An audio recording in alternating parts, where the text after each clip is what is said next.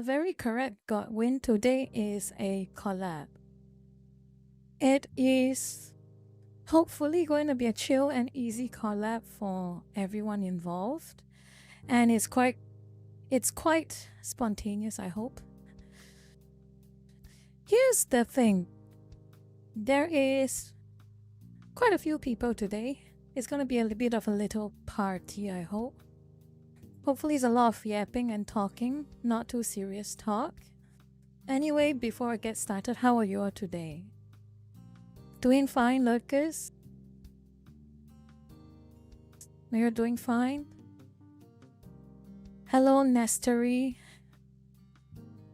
And by the way, Godwin, it's been a while indeed. I haven't seen your name pop up for quite some time. Maybe it's the daytime. You're still sick? I hope you get better soon. Oh dear. I should close this chat. Twitch does not need to be here right now. Good. Good. Anyway, let's have a look. See. I just want to make sure everything is set up properly before I get the rest of them in. It's gonna be quite how should I say? It's gonna be quite a crowd today. So I've managed to get 3 other VTubers to join me, and some of them you probably know, and the rest probably not yet. But I think I think it'll be a pretty good chat. I know of them, and it's really nice to actually get a chance to personally just get a stream together and just have a decent fun time, whether it's fun or relaxing or gaming, a bit of everything. Darkstrail, don't say that. I am a literally who, as always. Don't bring your hopes up. I don't have Shiori, I have no Gura, I have no Picora, but I do appreciate the chatting with these 3 specific VTubers, and whenever I manage to get a chance to chat with them, I have a great time. And I hope you all will too, actually, for those of you who are jumping in tonight's stream. Anyway, I will just get a bit of housekeeping done. Hold on. I'm going to get a bit of housekeeping done. And let's see here. I'm going to set up a PowerPoint actually, just to give you a brief overview of who is coming tonight, okay? Now, please don't mind me. I am trying to wrestle with my PC as usual. And I'm going to move myself aside also. Reduce my size. Good. And let's see here. Presentations. There we go. And I actually took the opportunity to correct the formatting of this PowerPoint. Having it uncropped was very, very messy. So what do I want to do right now? Hold on. I need to set everything correct. I want to also give you all the socials for the 3 of my collab partners, just to properly introduce everyone. Please work. There we go. I'm going to copy and paste this. Hopefully it works.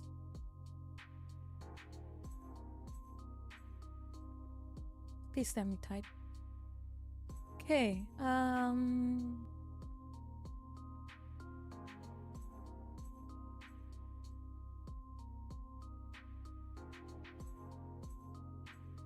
Okay, these are my guests for tonight. And these are their respective channels. I'm sure some of you will find some of them familiar, and it'll be great actually to know that some of you also recognize them. And what I will do what I will do is we will introduce each other when the call starts, okay? So now I'm going to connect the call, and a few of them have already joined in. So without further ado, let's jump in, okay? Hello? Hello. There we go, the gang is here. Hello, Everyone's everyone. here. Hey, you've all popped in at the same time. Yes, hello. I'm going to move myself away. Hello. Okay. Everyone is here. Excellent. So, what I will try to do is... So the lurkers, there are quite a few lurkers right now gathering in my stream, and I wanted to just take this opportunity to let each of you all introduce yourself in case they haven't heard about you all. So let's start from left to right, okay? So let's start with Pius. Salve everyone, my name is Pius. It's Pius, guys, not Pius.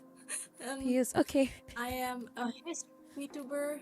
I do history commentaries and stuff like that. So yeah, salve everyone. Yeah, excellent, excellent. And next to right of Pius, to Pius next. To the right of Pius. Hey, how you doing, everyone? My name is Maximilian. I'm an Australian Foxboy VTuber, only a very recently minted VTuber. I'm actually about to hit my 250 follower limit. Nice to meet you all, and finally good to have another collab with Bamman and the gang. So hopefully we'll have fun tonight.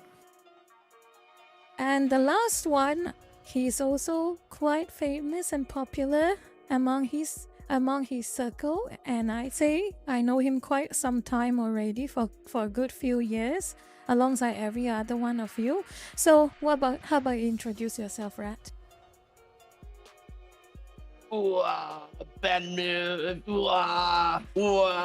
Anyway, what's up, guys? How everyone's doing? Y'all right? So today, my name is Ratana. I am a Tokusatsu team VTuber from Cambodia. I play a lot in Forges 2. I've been inviting VTuber to play the game with me for the past 5 years now. Yeah, Maxi and Bandman is one of them. I legit Because grabbed of her you. as soon as she debuted. Because of you, I have regained my interest in Team Fortress 2. I have you to blame for that.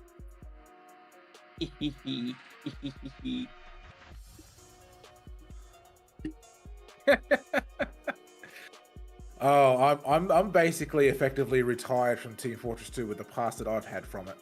So I know a lot of people who play Team Fortress 2 almost religiously, and I always wonder to myself, how do they manage to spend so much time playing Team Fortress 2? But eventually I'm slowly getting to understand it. It's almost like Toho in a way. For some. It's Toho for men.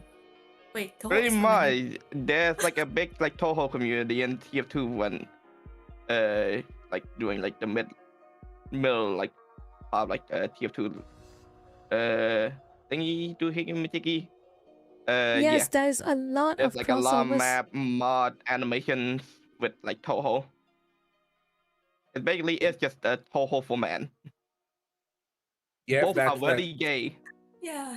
yeah, that too. So that's pretty much it, Bamman. You've got it right on the head. That's exactly right. Because like I was saying, I used to religiously play Team Fortress 2 back in the day, and a bit of a nice little Easter egg for you all. I actually lost 2 previous Steam accounts due to how deep I was in the trading back in the day. That's how deep I was into it. Holy Yeah, TF2 moly. have like a huge economy in this game. The economy right now is pretty inflated, but there was just a huge economy scene.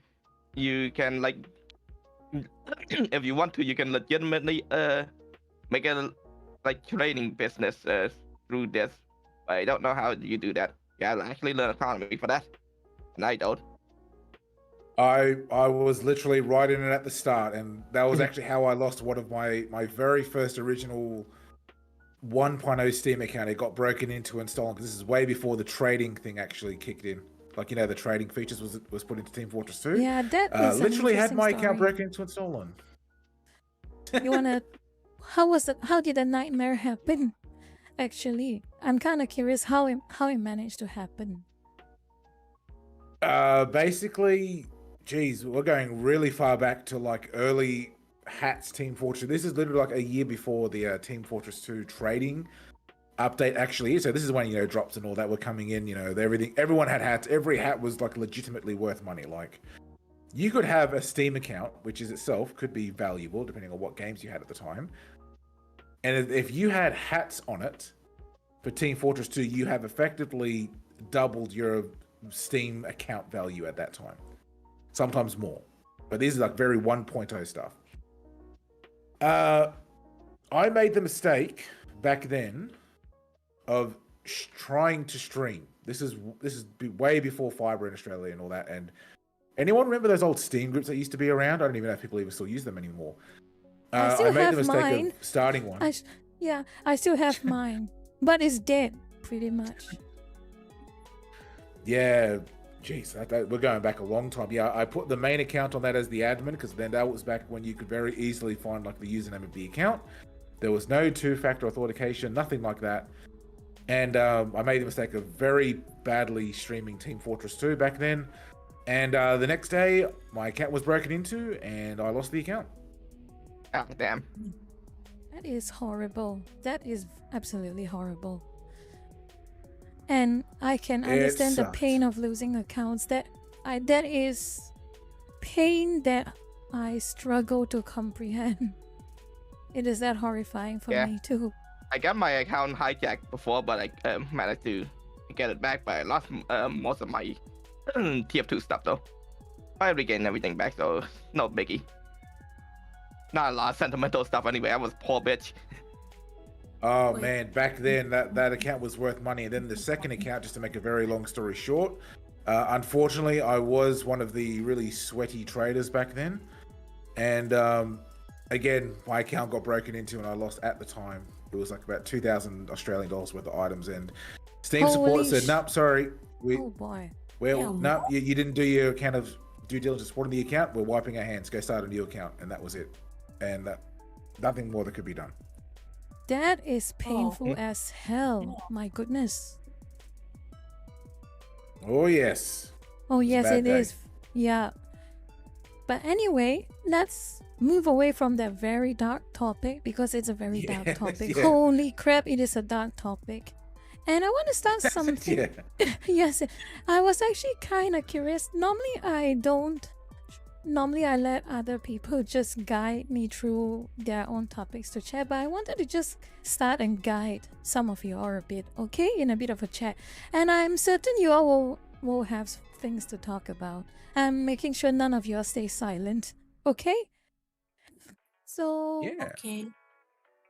As a starter, I'm going to open a PowerPoint on my stream side so that the lurkers can see it properly. But she got the whole presentation ready. Oh yeah, let's go. So basically, my big question for each and every one of you, you can take turns to talk about it. How did you decide to be a VTuber?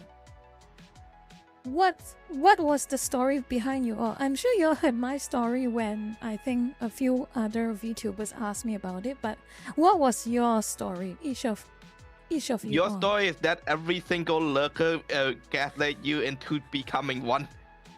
It was the next step. You had an avatar ready and everything in Koikatsu.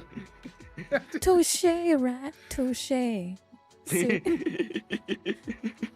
Well, you all have enough fun at my expense, so I want to know your stories. Let's start with you, P.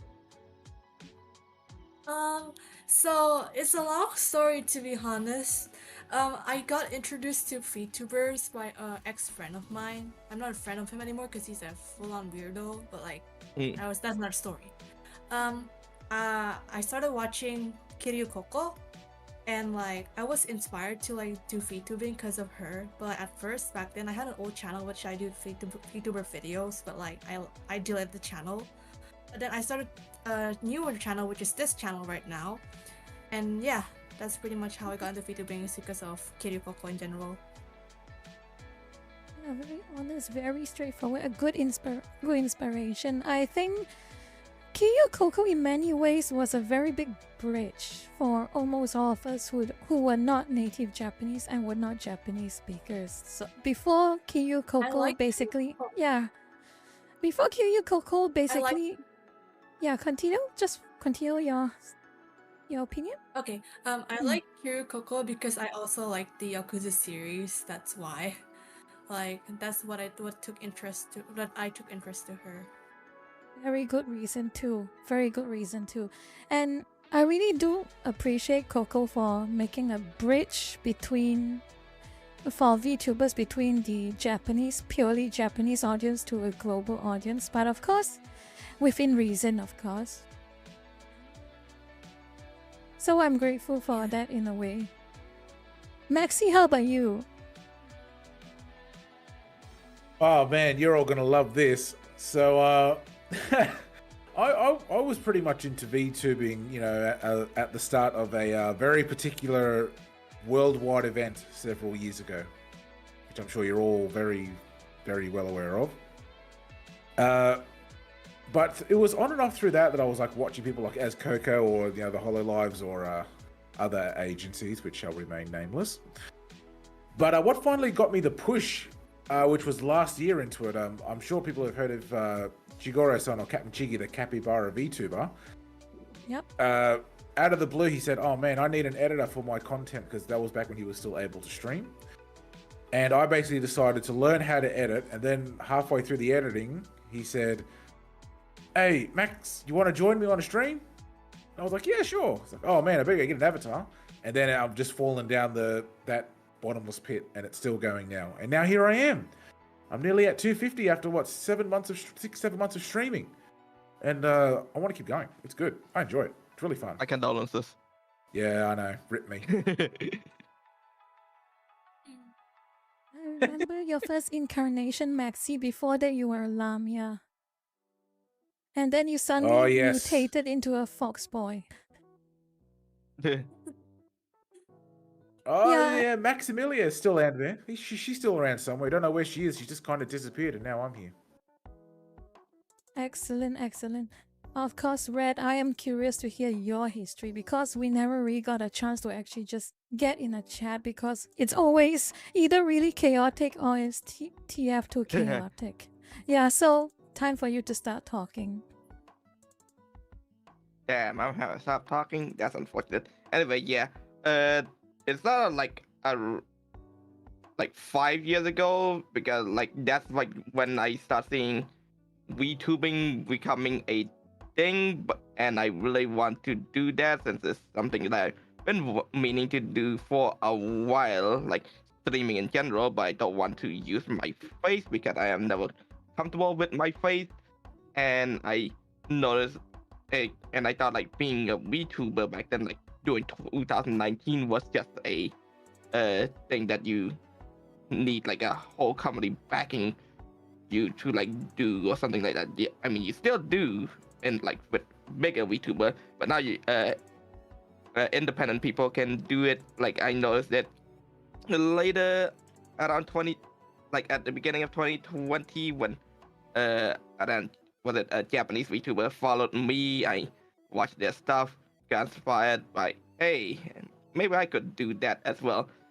And also like the main driving force as well that I wanted to become a VTuber was because there was not VTubing was not really a common thing in Cambodia in general, and I want to be the first to do that, which I am still doing. There had been like other Cambodian VTuber before. I'm not sure, they were not documented nor that I remember, but there definitely previous Cambodian VTuber as well, but they're like Cambodian American or something like that. But I want to be the first in the country to do that, and I did it. I like started making my first model in Vroid, which was like I think just released. So I like start making my own model and all that stuff, and try to stream, like try to do a test stream first. It didn't really work out because I realized that I need to actually get a better setup, and I convinced my dad to buy me a new setup for doing that. They kind of just like when my family just kind of like went with it because I'm actually doing something instead of like just rotting in my room. So we got that going for them, and there was, and it started to be like a 3D because I never like have a 2D model at all. So I've been like 3D the entire time, mainly because it's like pretty versatile. I can like just put myself in the game as well. Pretty fun. And the reason why I wanted was it been just inviting VTuber to play the game with me for the past 5 years now. Like every single VTuber that I see, I wanted people to experience the game, and I really like that game. It's like my childhood that I grew up with, and I want people to have fun in that game despite the state that it is, the chaotic mess that it is. The tokusatsu stuff that I've been like really hammering down in my stream stuff is only fairly recently, like 2 years ago, that I started getting into this. And like when I started out, I was just some dude from Cambodia, and having like the Toku theme like helped me stand out a bit more. That is very interesting. It's also very uncommon. The whole idea of your family also supports your endeavor, and in a way that we also share very similar stories. That I had my own like real life matters that I went through, and eventually I ran a Facebook page, as you all probably already know, and then eventually I ran a Twitter account, and just at one point in time I also had family who just say, "You are interested in this kind of VTubing things, aren't you? If you're interested, why don't you give it a go? Obviously, you should at least try and see whether it fits for you." And I did try that. And in that way, it's interesting because it's very similar to my story, Rat, your story about how your family just say, just go for it. That is really nice. That's very nice to know. And another very impressive thing. I have like I just want to say, I want to say that another very impressive thing that you have successfully done is how you manage to always get so many VTubers to just join in on the fun with you in TF2. It's amazing how many people you manage to just get to join in your streams.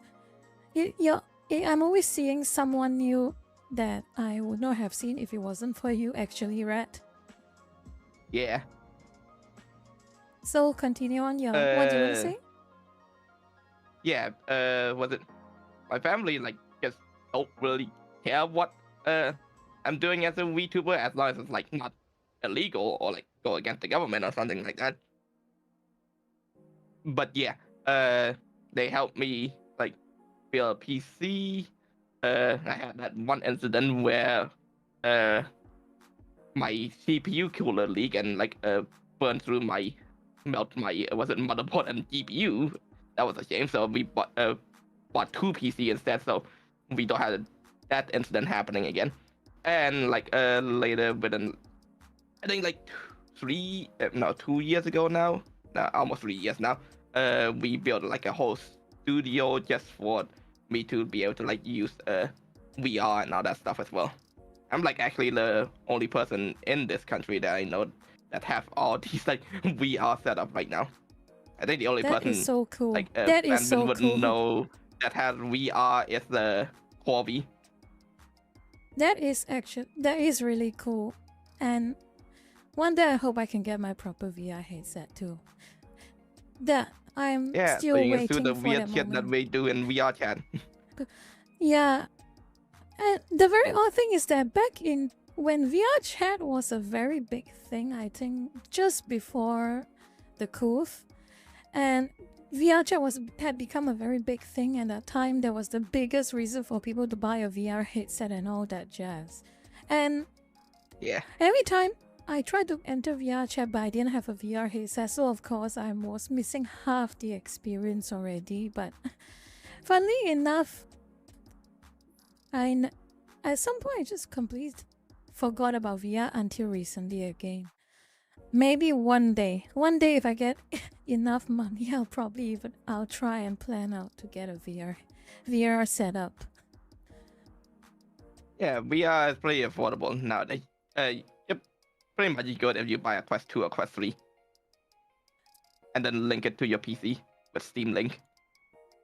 Oh, You don't yeah, even need to that's like plug in yeah. into the PC. You just need Steam Link and that's it. okay.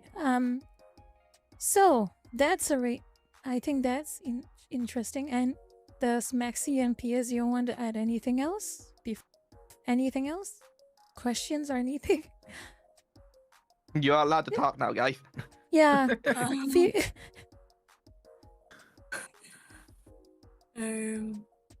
Anything I don't at have all? anything to add. I'm good. Okay. No, I was just gonna say, Yep. yeah, probably around the same time when VR was coming in here in Australia, like it was so unbelievably expensive because, of course, it's Australia, you know, because they're gonna make money on it somehow. I remember back during the peak of the shortages, I think just a standard headset, like no hands, no nothing, just like the standard headset you put on. I think at the time I saw one for about nearly 6,000 to 7,000 Australian dollars. So, but that was like during the peak of the shortage, like a few years ago, and I was like, man, I'm glad I waited and I didn't commit back then when I wanted VR. That's for sure. I'm glad I've waited. It's very affordable nowadays, so I might be getting something this year, depending how things go. That'll be fun. And one thing I really saw about VR is that whole anti-gravity thing. Do you all see off and on there like those really, really full-on VR setups where you strap a belt on you and some machine just lifts you up, so you're basically walking on air, and basically you're just running around in VR, and it gets rid of all of the space restrictions because you're basically walking and running on air. Do you guys notice that type of? No, but I only noticed like the omnidirectional treadmill that There we some go with people, that one. Yes. Yeah, the omnidirectional treadmill. That thing is pretty expensive to set up because it's as expensive as the headset you're playing with as well. Pretty tough. It's pretty situational. Like only like work with like some game unless you like set it up and actually have that. But I don't know, just like stand in your room. You get into the same amount of motion anyway, as long as you don't walk. Yeah, but think about it this way. It's probably Maxi, go ahead. I was actually going to add on something regarding that Omni treadmill, and Rat will actually like that. Can you guys guess which was the first ever official video game to be properly rated for that, or it got moved on to every other thing? Team Fortress 2. That was actually the first game they ended up trying it on, because thanks to how Source Engine worked, it worked pretty much straight out the box with some minor configuration. Oh yeah, fun fact. You could back then, during when the Oculus was still being worked on, you could get an exclusive VR hat for TF2 if you pre-order the Oculus development kit. Oh. Yeah. Oh boy, I only seen like 2 people that had that. Yeah. In my entire playtime. One of them I know because they are the developer of Winyan. Oh, based. Is it for sale?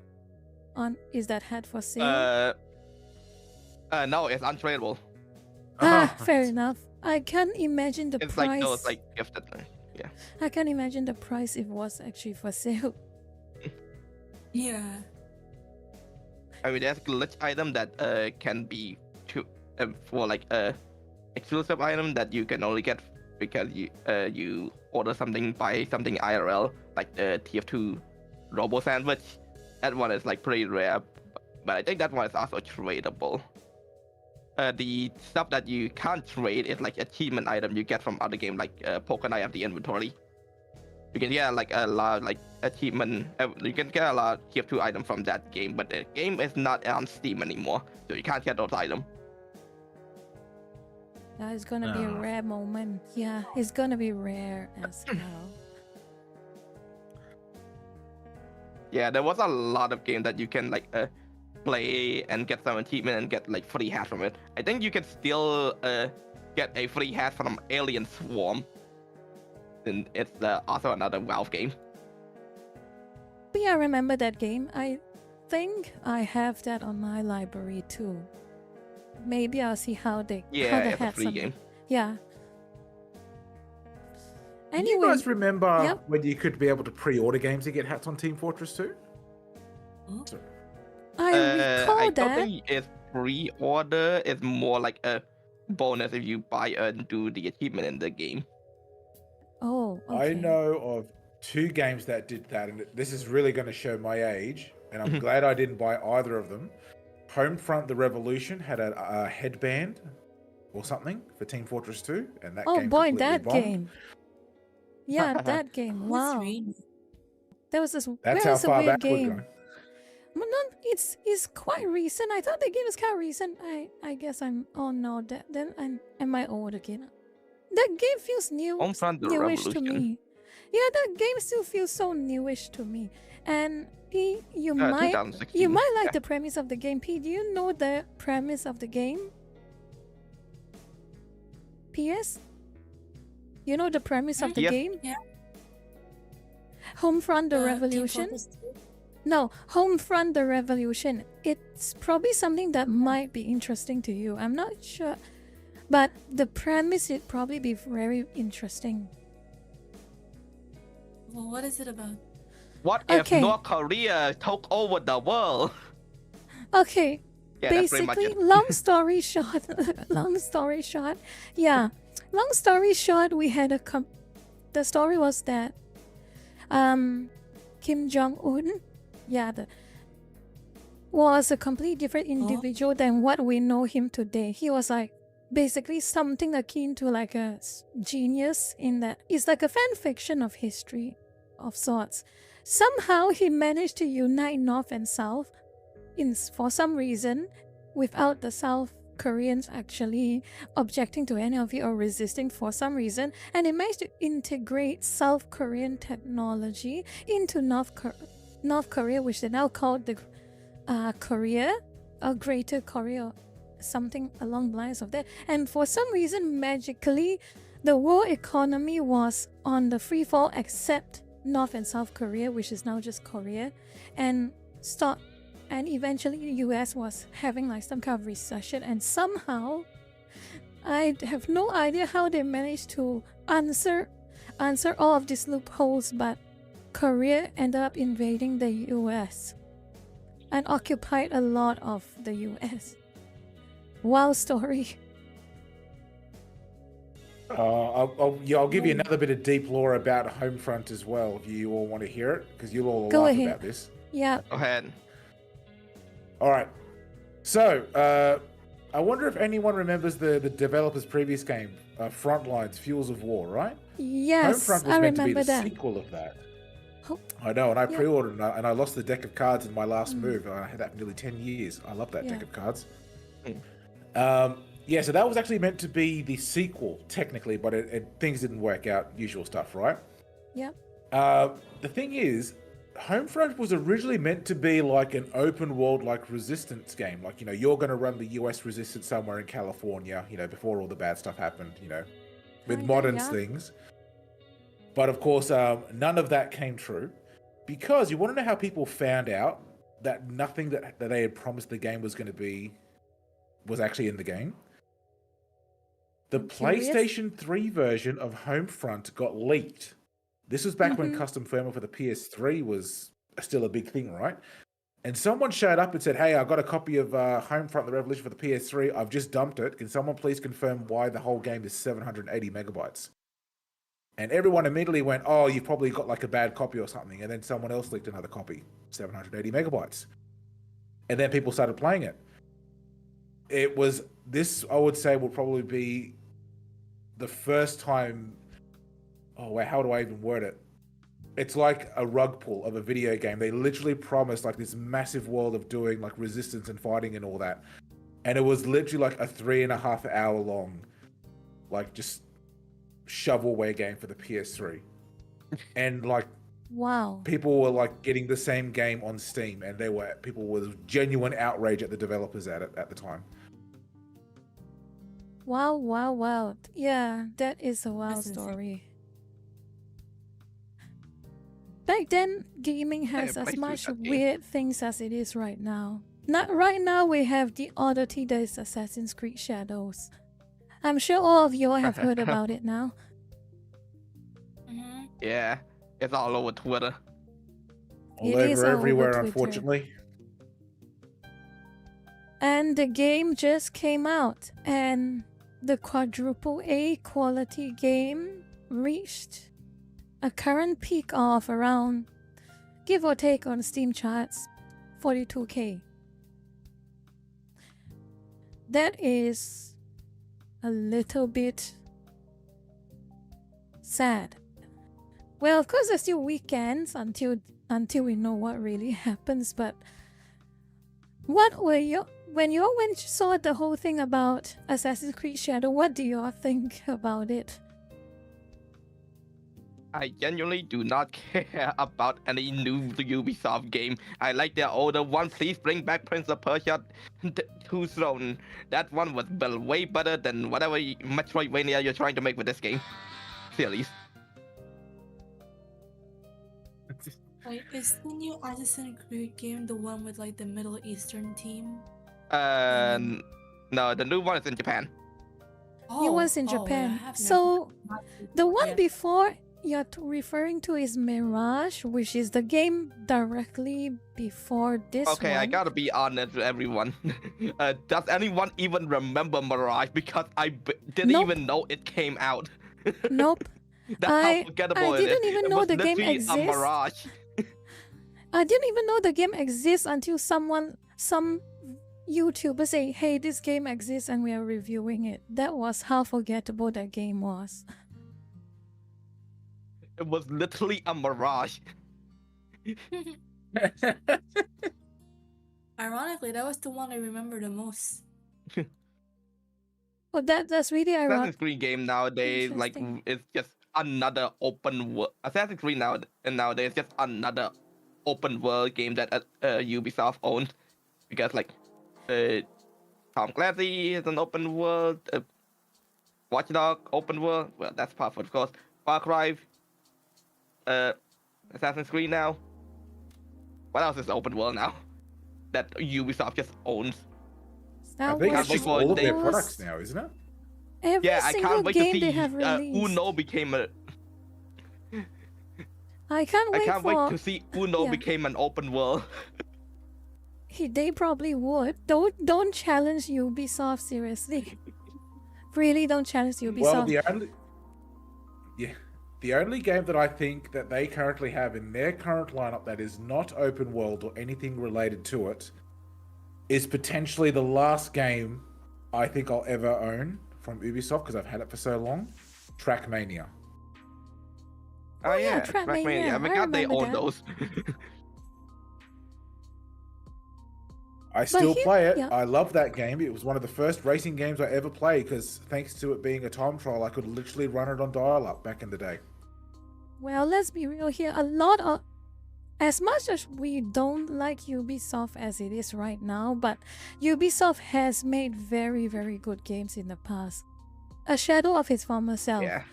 Most of the games I enjoyed back then, I still enjoy now, and they were Ubisoft games.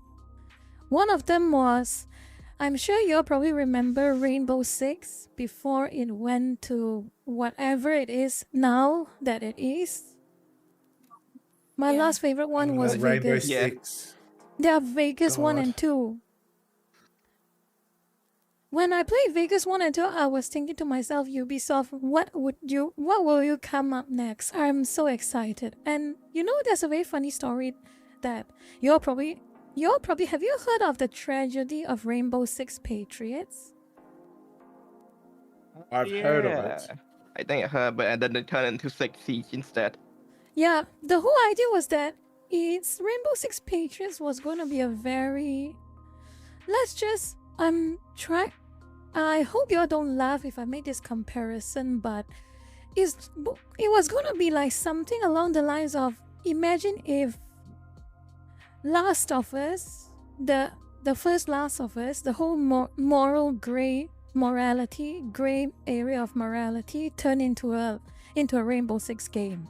So the entire premise was that there is like the government in the original premise with that Rainbow Six Patriots is the US government was very, very losing control of itself, basically.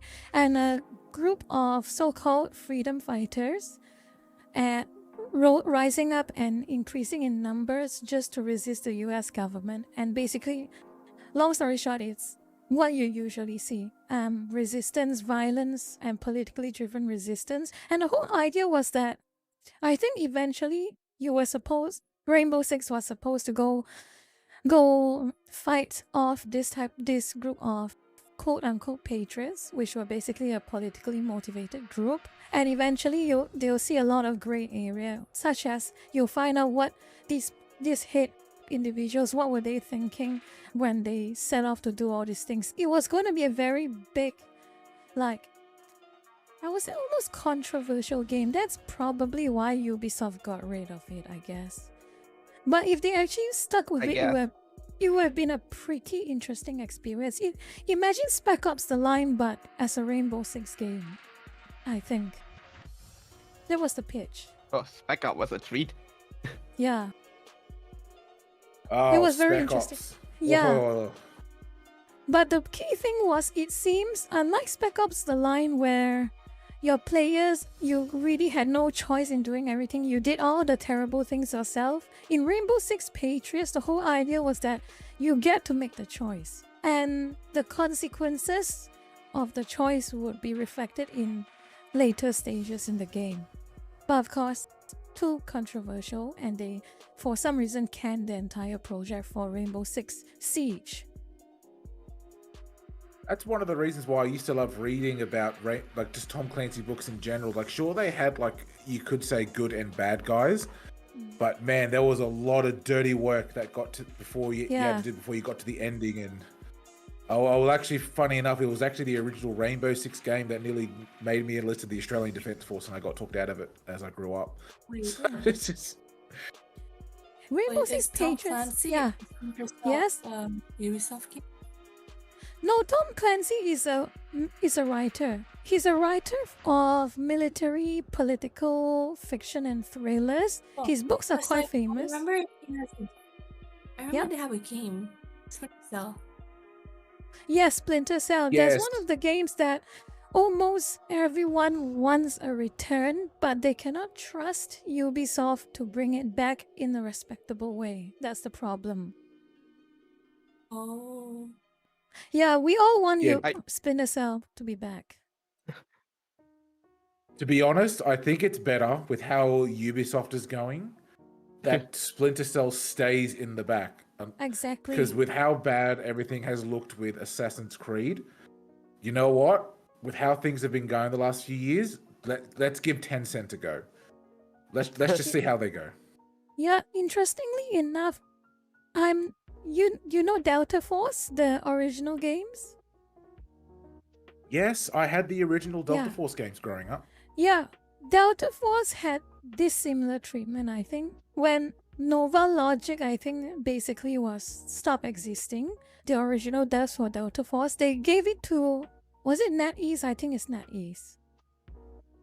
NetEase. But they rebooted Delta Force in a way.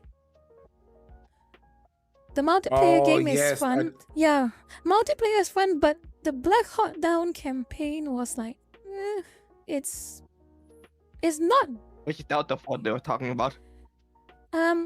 Basically the original Delta Force games, and of course you know about the current Delta Force game, the one that's everyone is playing. A lot of people are playing right now, isn't it? Yeah, that other Delta Force game. The online version. Yeah. The online. The one that's so full of Chinese hackers that the developers have had to constantly region lock their players, and the Chinese hackers are still finding ways to breach it. Yeah, that is. Whenever there's a way when it comes to Chinese hackers entering your games. That's what Delta Force looked like. Another military sim game. Yeah, it had a very big history, this game, yeah. Yeah. And now it's just another card shooter. Yeah. and that kind of bums me out. It was in a league of its own to an extent. Man, sorry, I'm just having these major flashbacks. Because when I played Rainbow Six, the very first one back in the day on my horrible Windows 95 PC, when I think it was like the third mission where you do like the hostage rescue in Rainbow Six in like that building. It made me go read a Tom Clancy book. I was like, this game is great. Oh, this is based off a book series. Dad, can we go to the bookshop? I want to look up this Tom Clancy guy. And we went. And then there we go from there.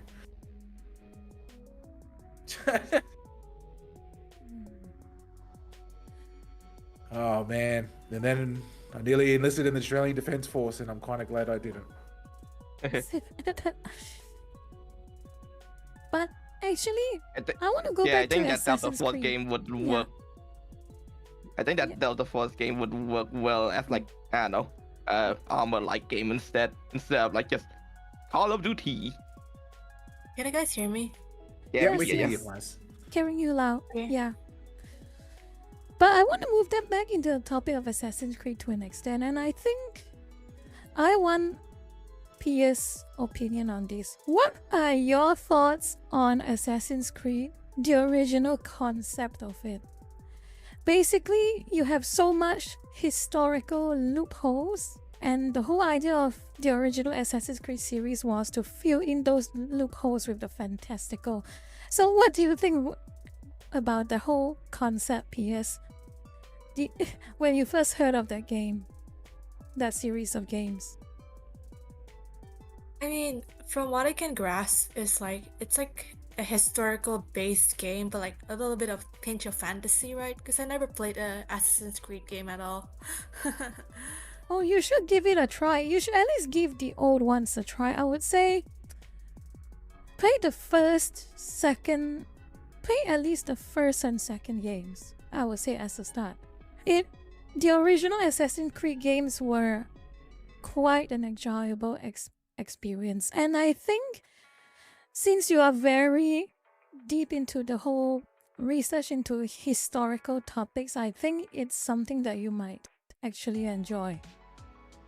So the very first game was about the Crusades. The very first game.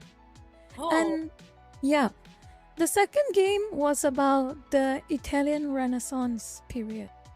So both of these will probably interest you quite a bit.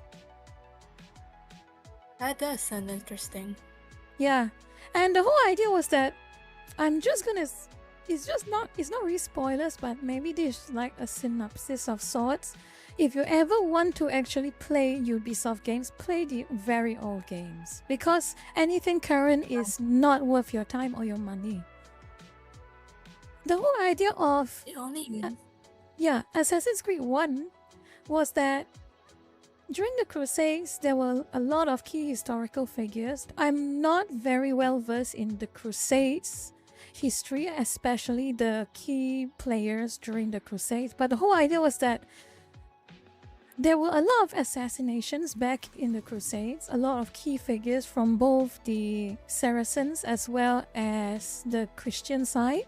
And the whole idea was your main character was in a way responsible for all of those things, and how a lot of very secretive machinations and all kinds of plots were happening in the background as everything was happening.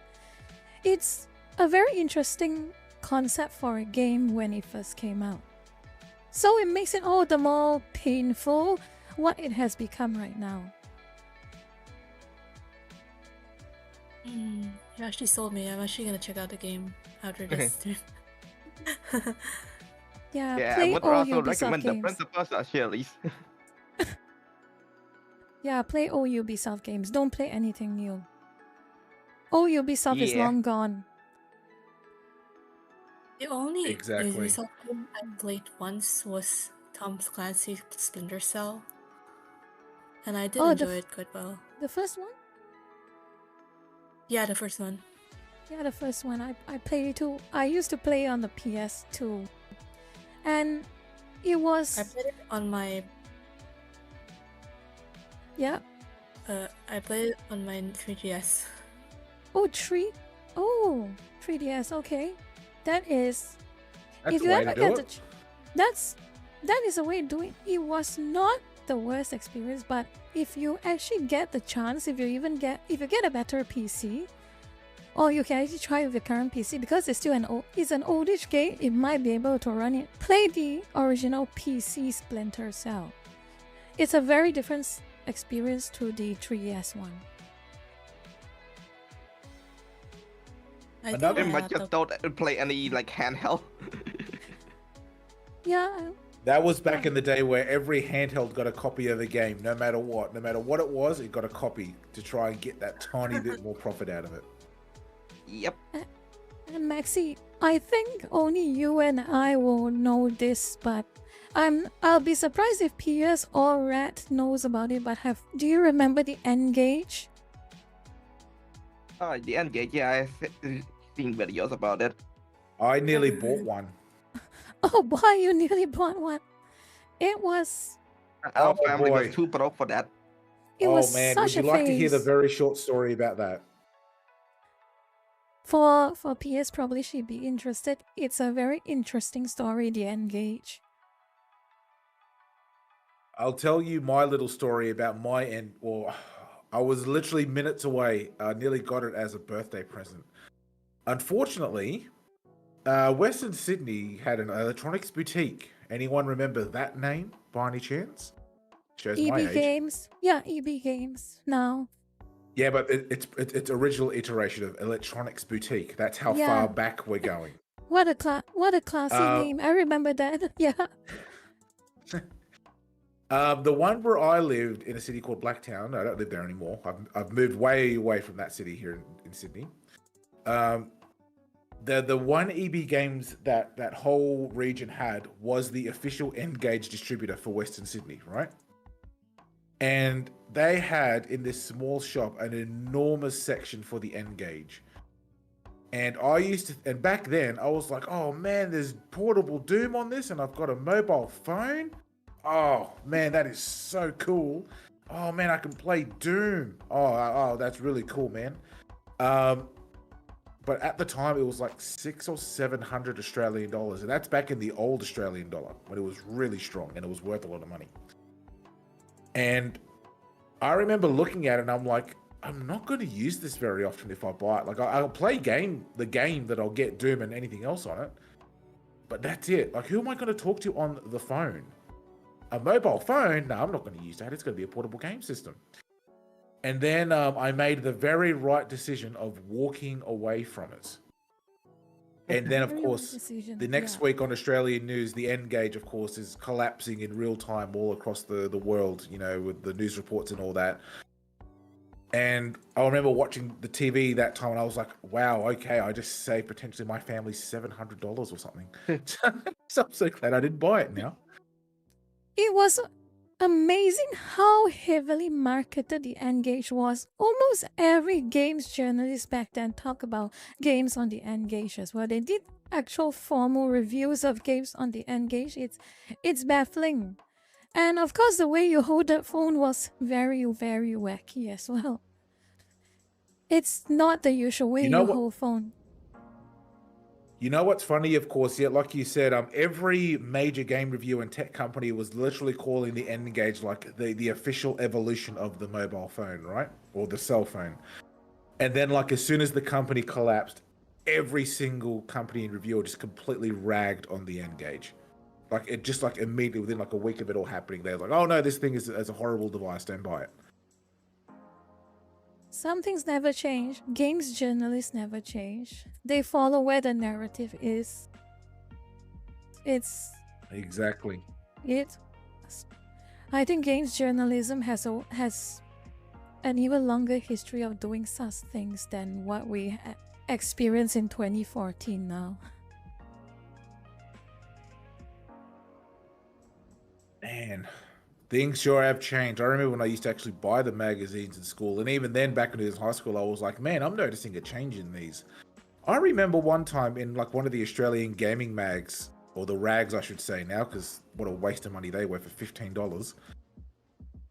In two issues, like a month and apart, one issue was warning people of buying like under-the-counter Xboxes, like the original Xbox, right? Like, hey, don't risk it. Go to the shop and actually buy it. You know, because if you buy one from under the table from old Jimmy out back, you're very likely going to get a broken one or who knows what else, right? That magazine got taken to court by Microsoft over it and had to issue like a public apology over it to tell people about, because they were technically bad-mouthing the Xbox back then at the time. I was like, why would they do that? Oh, man. That is very, very interesting. There's so much scandals in the past that, and I remember an old game, and I remember as a recent enough game, but to think it's actually an old game now. When I remember it first came out, Kane and Lynch. Remember that? There was a game called Kane and Lynch. Oh, I love Kane and Lynch. I haven't love played those the games. first game, but I only played the second game. The second game got a vibe to it.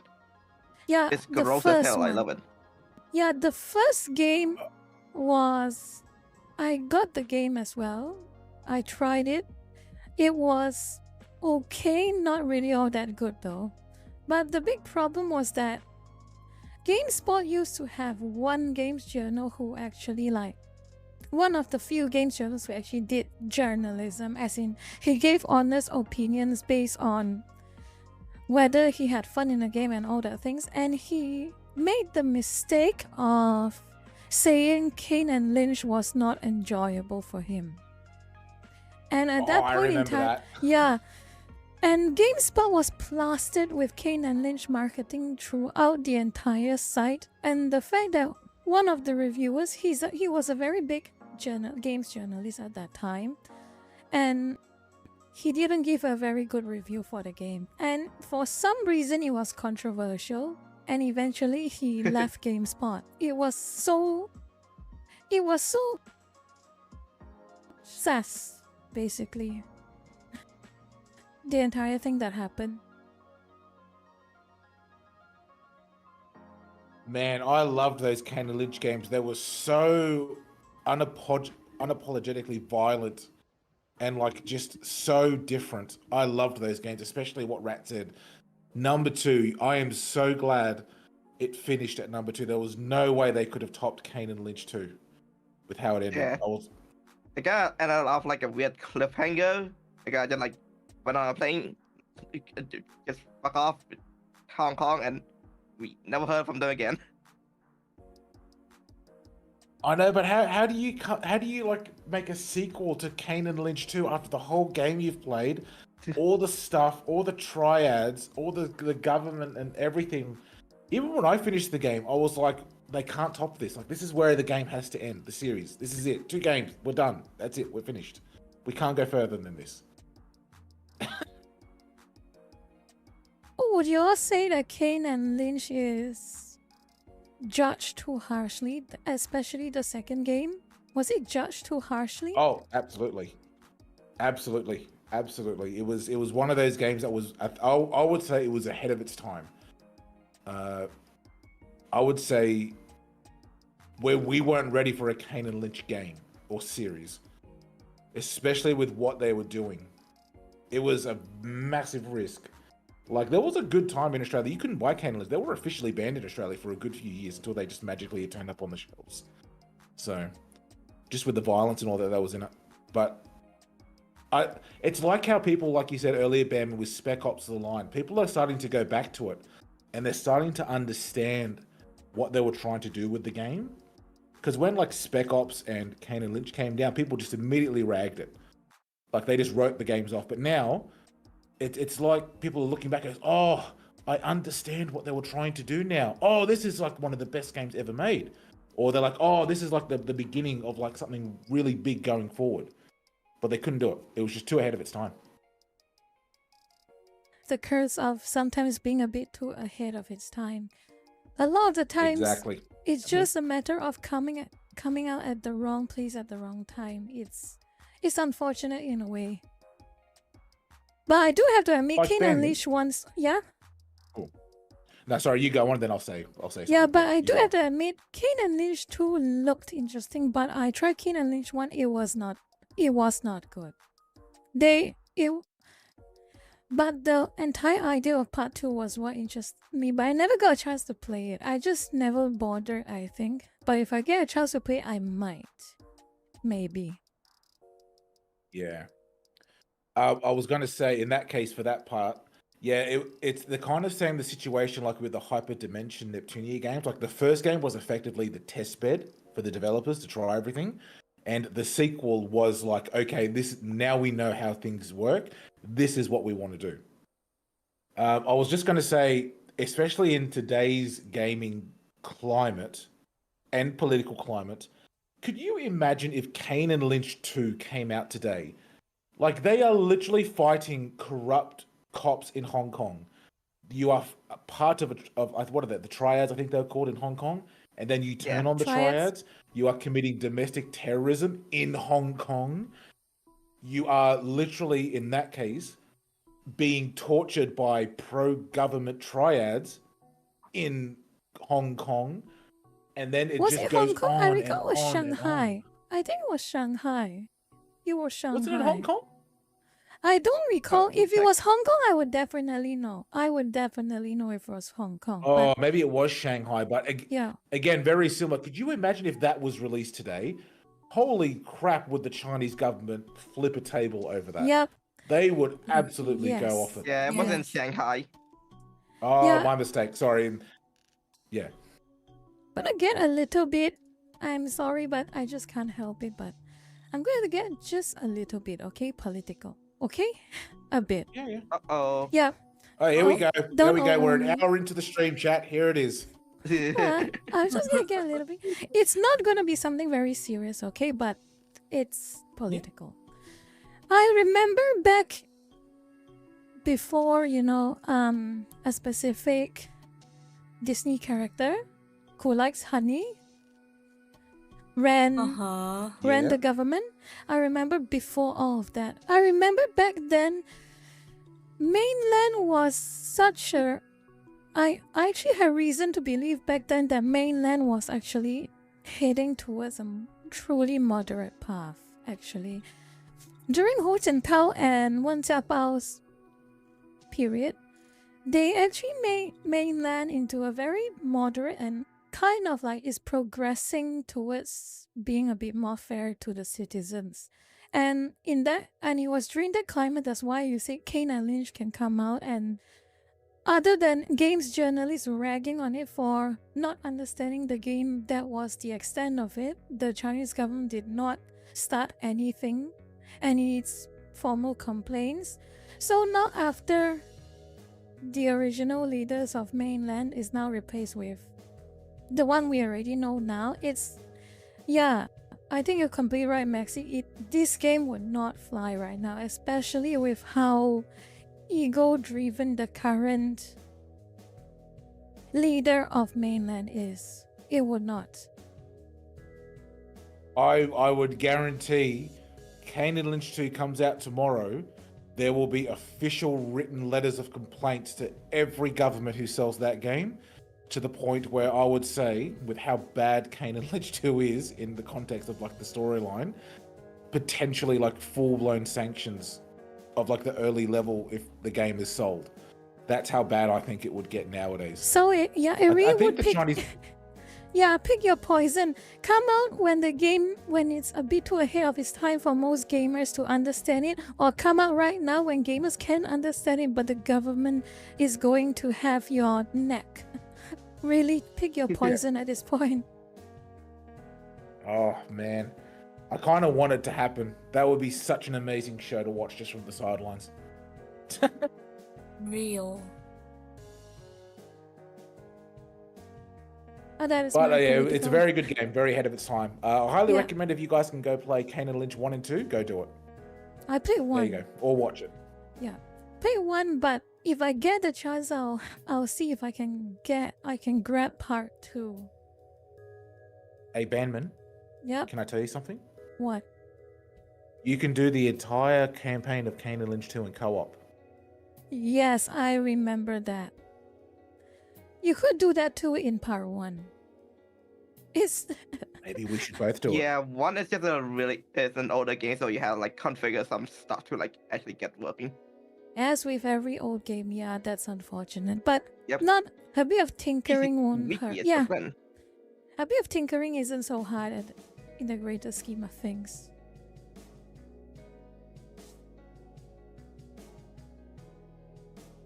Okay. Now, let's move topics. P.S. I know you really like history. Yes. I know you really like history. And I just wanted to... You know about Lord of the Rings, right? Of course I do. Of course you do, yeah. I actually got a chance to watch Fellowship of the Rings. And, you know, it's a lot of very... Yeah, I rewatched Fellowship of the Rings again. And I cannot believe how it is considered an old movie. I remember when it first came out. Well, I was too young when it first came out, but still, I remember when it first came out. Wait, when did it came out again? 2001. The I mid remember. 2000s, I believe, early to mid 2000s. Early 2000s. Early 2000s. I think Return of the King came out 2004. So each year there was one Lord of the Rings movie, and each movie was a chunk, a huge chunk, 3 hours each of them. You know, there's a funny story. I think I recalled that originally Peter Jackson pitched the idea for a Lord of the Rings movie, and he had a few choices. He was choosing producers who would fund the game, who would fund the movie, and one of them said, you can only make one movie and it has to be a 2-hour-long movie. Imagine if Peter Jackson accepted that. How would things have changed now? I I know cannot the name imagine. of that producer. Yeah. And so... I think if we actually utter that name, Yeah. we'll bring legitimate trouble onto all of our channels, so let's not say the name. Yeah, but I will not say the name, but it's a very horrifying. It was, imagine if Peter Jackson said yes to that offer. I'm glad he did not. Then eventually he went to New Line. He asked New Line Cinema for the opportunity, and they agreed to his pitch. 3 movies, 3 hours. If you can generate the money, we are happy. And it did.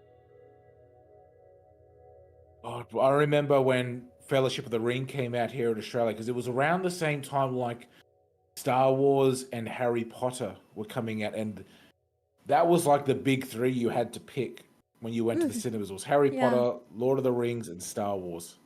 What a time it was back then.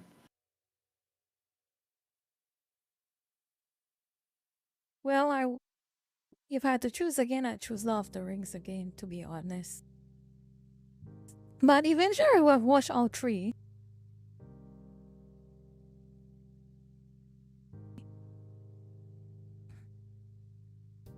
Yeah. Yeah, good times, good times. I remember watching, I think I watched each movie in the cinema of each, like, you know, Harry Potter, Lord of the Rings, and Star Wars. And I actually like the prequels more. That's where I like to stick more. I'd watch the prequels first, and then I want to watch Lord of the Rings, and I kind of got bored with Harry Potter back in the day. Oh boy. My chat, you're being rude now. Why are you so rude? Stop calling me old. Can you stop it, please? Cat. Who said that? My Not unfortunately, my avatar, my looks, I should say, is getting towards that. I'm wearing white and grey, and I've got grey tips in my hair, so I'm getting there.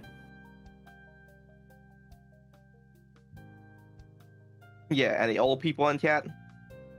Are you guys legal to drive? What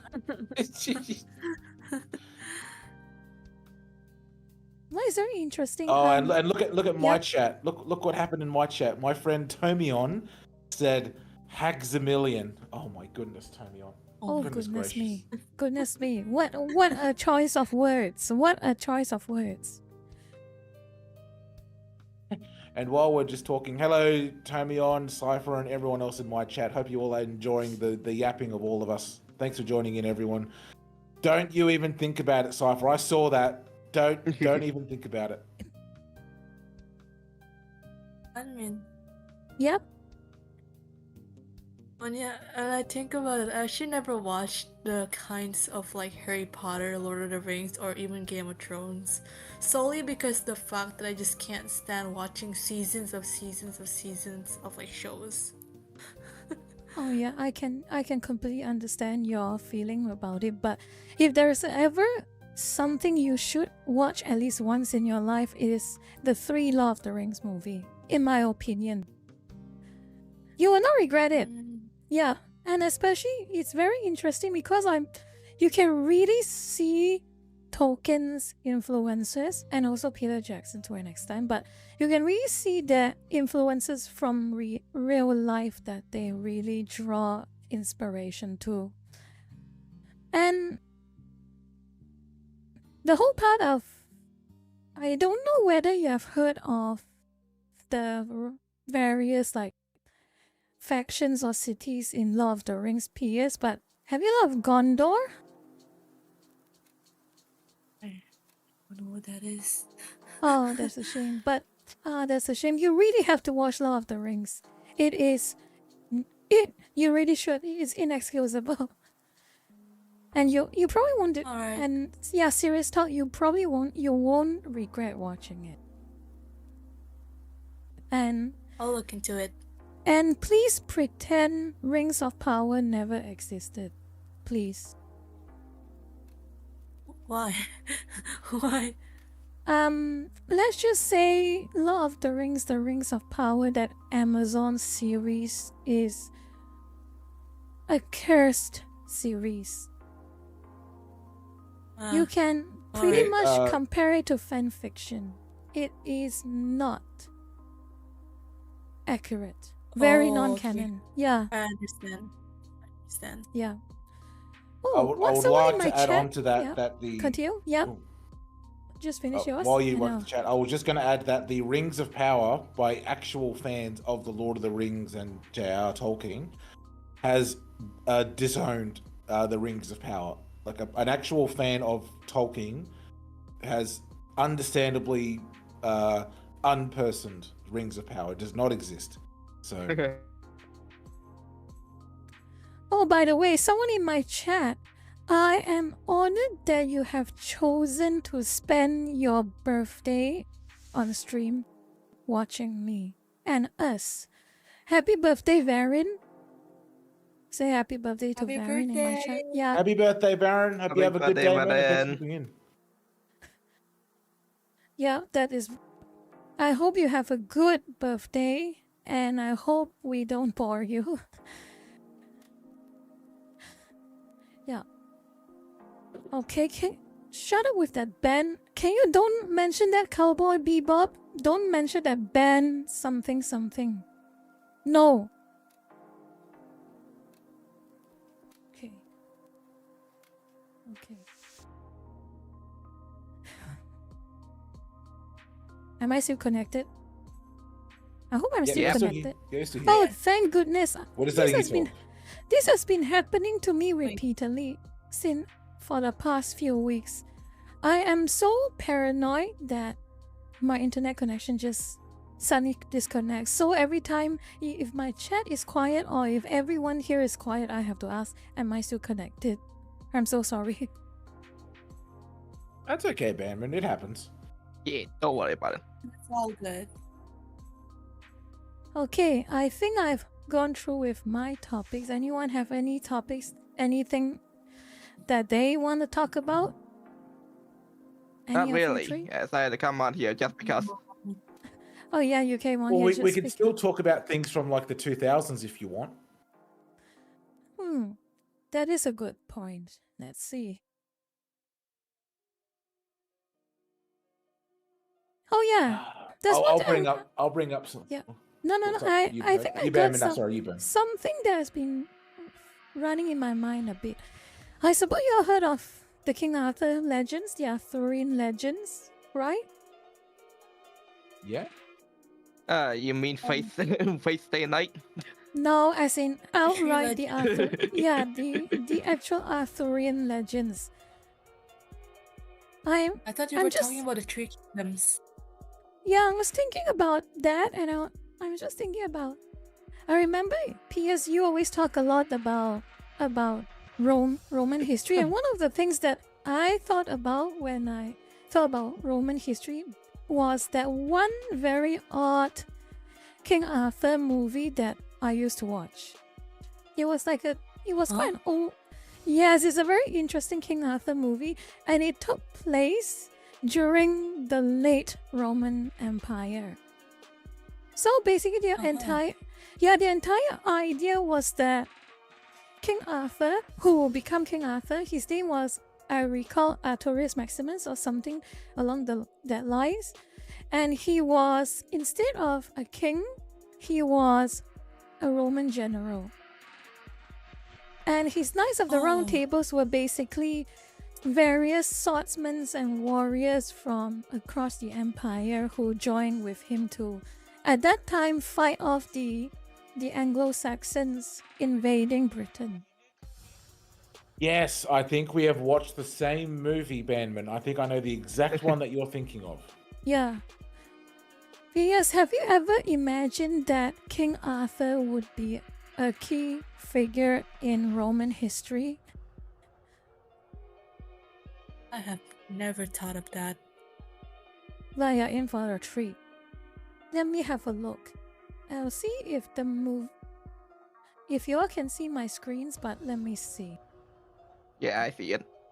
I can see. Are your screen. we potentially thinking of the same movie where there was like a child that would become like a king or something as well? Or there was something young in it? It's this one. Hold on. It wasn't a very well received movie, but it was interesting for what it was trying to achieve. And the whole. Are we talking what, about the one with Clive Owen? Yes, Clive Owen. Yes, the Clive Owen one. Oh yes, I loved watching this movie growing up. Yes, I know the. Yes, I've actually found it because I actually own the DVD for this movie. I've got it. I don't know. So it's again, it's very interesting now that I think about it. How in Fate series, Nero and Arthur look almost exactly the same, and you had a movie. yeah. You had a movie. This 2004 movie was basically trying to explain why the Arthurian legends, as in it kind of half answers the question whether King Arthur actually existed. This movie basically saying that he did exist, but he was actually a Roman general, and I think if after the Anglo-Saxon invasion, and when the Roman Empire was really just crumbling and he couldn't afford to hold on to his territories, he became kind of like a warlord in Britain. So he just stuck around in Britain and created his own kingdom, which he called Camelot. Very interesting idea. Yes, this was actually quite a good movie for its budget as well. It was a nice watch. I liked it back then. P.S. Your audio is not loud. Could you just set it up a bit again? I can't hear you. Hello, hello. You guys hear me? Yeah, now Yeah, we I can can hear hear ya. you. Yeah. What do you say? P.S. Okay. I did not say anything. Oh, okay. And there was another very silly movie that I was thinking about. Have you heard of a movie called?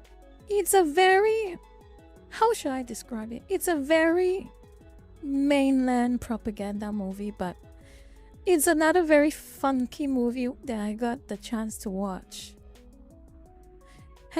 It was called Dragon Blade, if I can recall. Dragon Blade.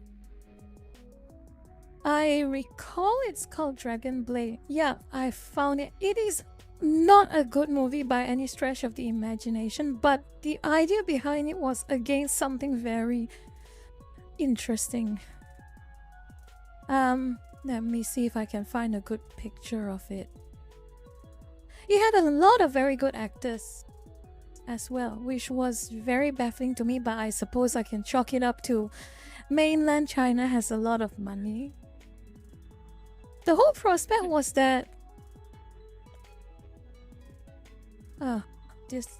that sucks. He doesn't have a good script, doesn't have a good photo, but long story short is what happened if the Roman Empire and the Tang Dynasty and the Han Dynasty managed to make contact with each other in the far west, in the east/west. I know what this is based on. Yeah. Yeah. very good- Oh wow, they actually made a movie of this. Okay. A very interesting idea, but the execution was horrible. They had everything. The movie had everything going for it. It had the budget because, of course, the mainland government sponsored the movie. It had all of the correct actors. You had Jackie Chan. You had a few more actors. A few more actors. One of the actors was the one who acted in The Pianist. Have you heard of that movie? That's a good movie. I don't watch a Yeah. lot of movies, to be honest. But it had a lot of things going for it. The only problem it has is that whoever did the writing and the directing for this movie was trash, unfortunately. You know what, Banman? I Yeah. would say for a lot of these things that happen, especially like when they're sponsored by the government, Yep. I would legitimately not be surprised, and I'm sure this is probably a thing that's going around. Like the kids of like officials and all that are pretty much just given these jobs to disappear for like a year or 2 years. Just like here's we've got the budget, just write the plot and make sure it's good. It's like Skull and Bones, right? It reminds me of Skull and Bones. Look at John Cusack. What's he doing in a movie like this? Yes, exactly. That's my point. Obviously, the mainland government had a lot of money to burn. All of the really, really good actors are in this movie, but for some reason, it just fell flat. To me, at least. You all are free to watch it, and it's not a very long movie, but it's not a particularly good movie.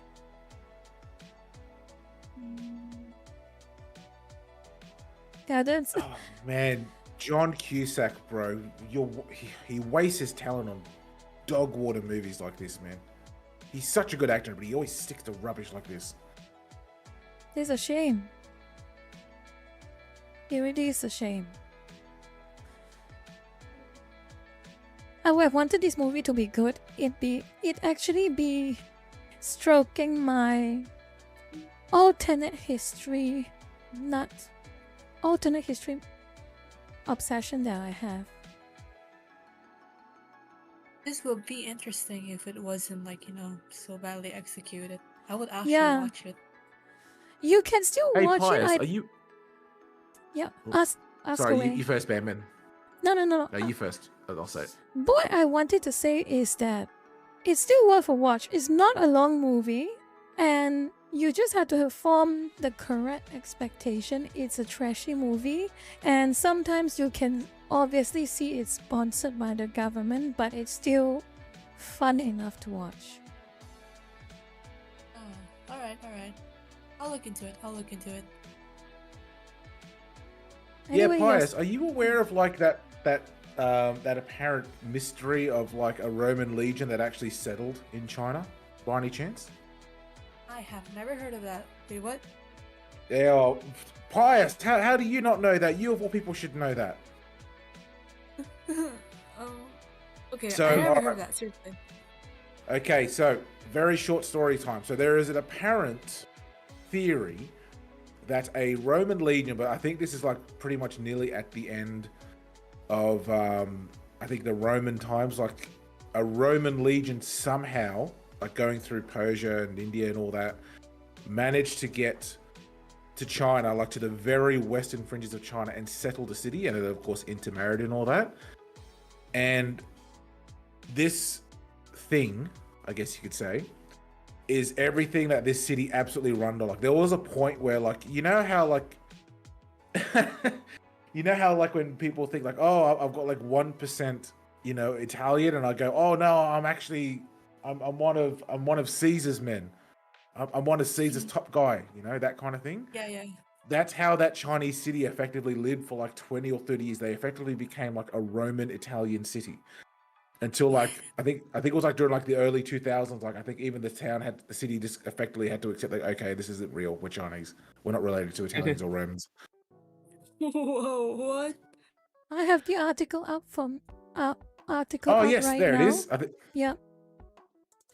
So, P.S. you can have a gander at it at your own time, but it is some interesting, almost conspiracy theory type of thing, but it's interesting altogether of a story. That does sound interesting. Yeah.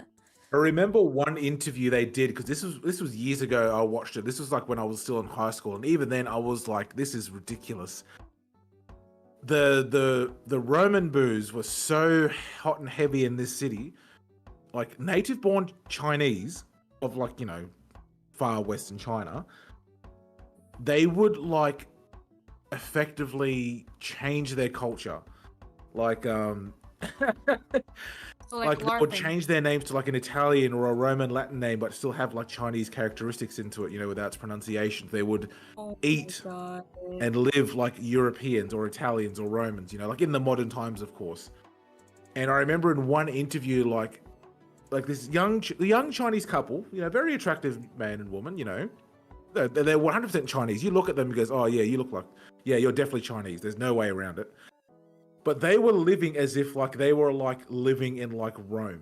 They had like a Roman house, like a modern Roman house.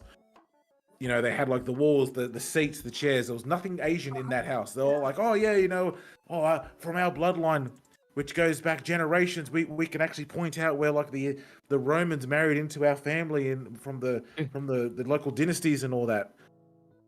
And people would just say on like the other side of that same documentary, they'll be like, yeah, like this whole town is just like for the last like century or so, it's just completely gone into like being Roman.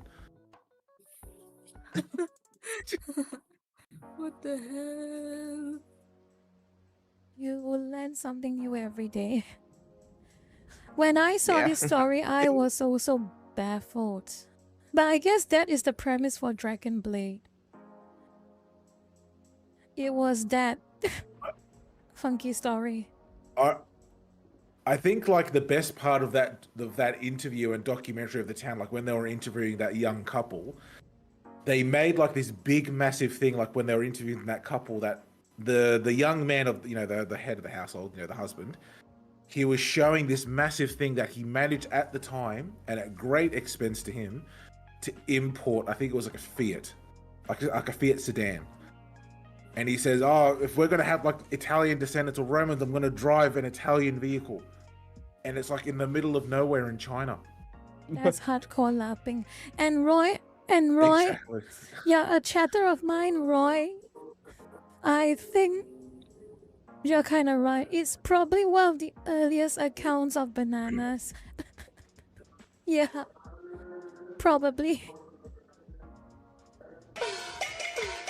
Muzzy Skeleton, thank you for the membership. And probably, for all you know, they are using garum instead of soy sauce in that part of China. Oh, that's funny. That's funny. Do you get a chance to try garum, PS? I I got have the never garum. tried garum. It does look but it does sound tasty. Yeah, it does sound tasty. It's a tough fermented fish sauce that is basically a staple in imperial Roman gastronomy, basically. Yep, correct. I am Man, curious. I don't know, chap, but I got a feeling that Pius is not the Roma boo she says she is if she doesn't know what garum is or tasted it.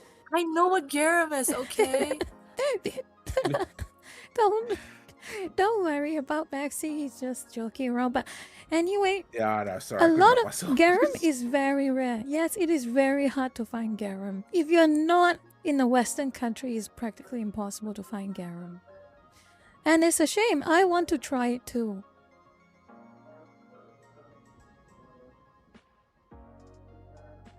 Okay. Can you all see these pictures? The photo of the Roman larpers. Can Yeah. you see? Yep. you can That see it. is. Oh boy.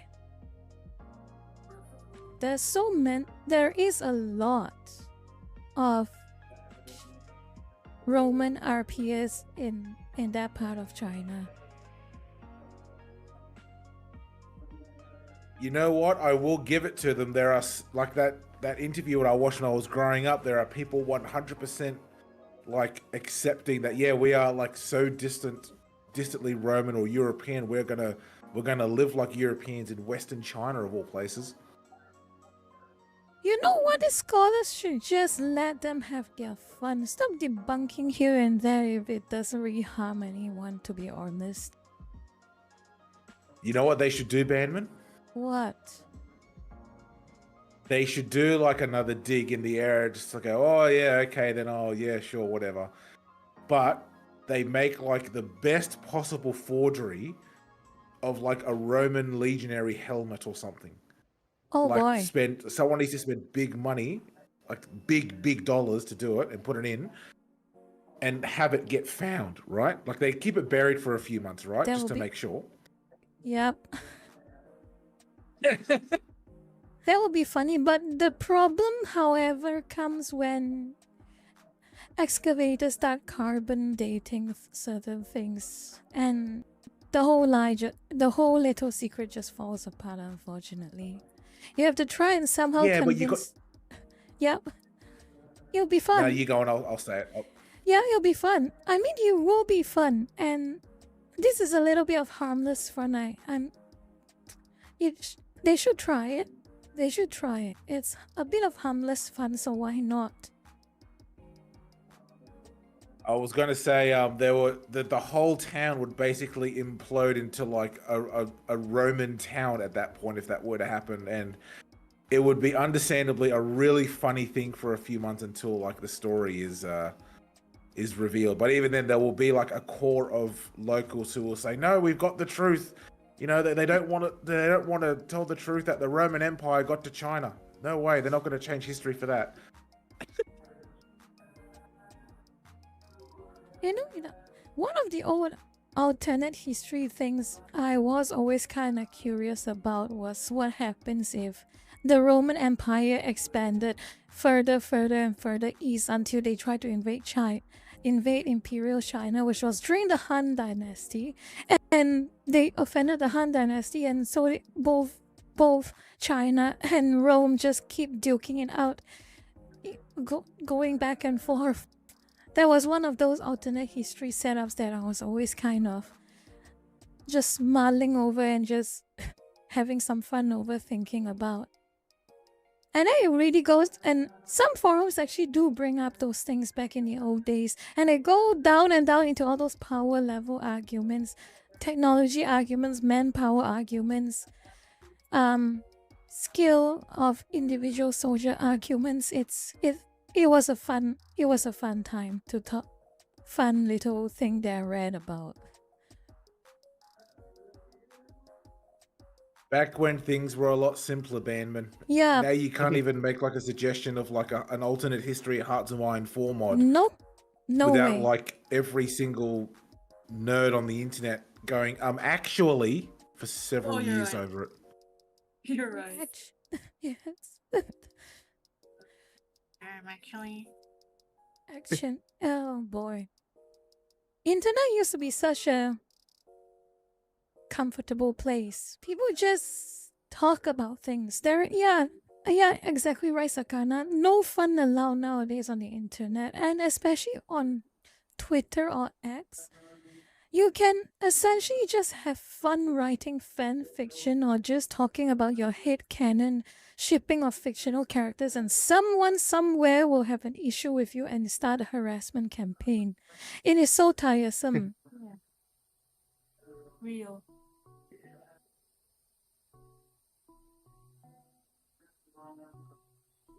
Oh boy. I remember back in the Interesting day when I idea. used to Yeah. play Hearts of Iron too.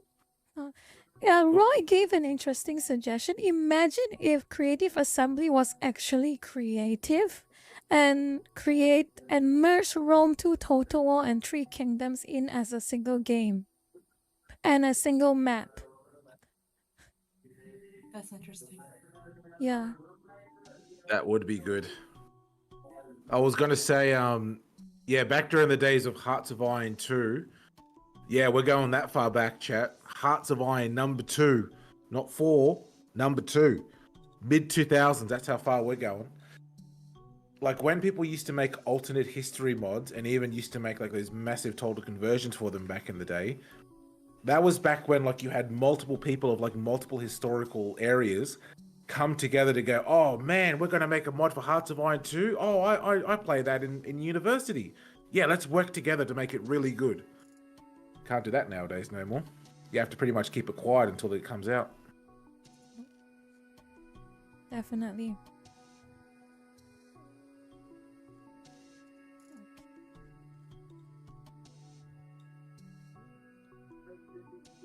Oh, you're back, Wait, my mic PS. isn't bleeding. Yeah, you're back, PS. Just now you were temporarily disconnected. You were red and now you're back to normal again. Yeah, that's fine. No, Yes. they that's their PNG when they like press the mute button apparently. Oh, you press the mute button, you Yeah. go red. Okay, that makes sense. That makes Yeah. sense. I was just wondering if the mic is bleeding or not, because the Yeah. outside of my house is really noisy right now.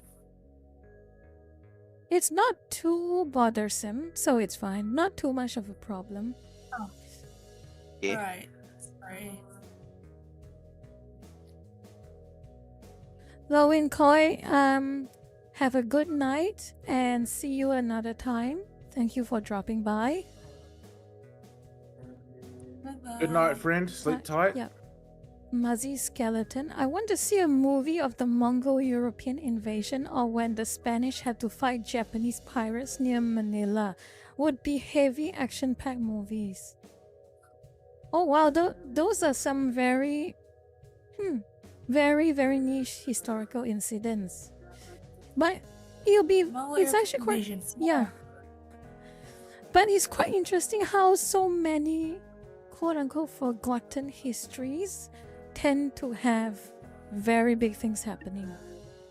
And one of the things is I've noticed is there is a lot of World War II games. There is a lot of Vietnam War games. But one thing I do notice is that there is not a lot of Korean War games.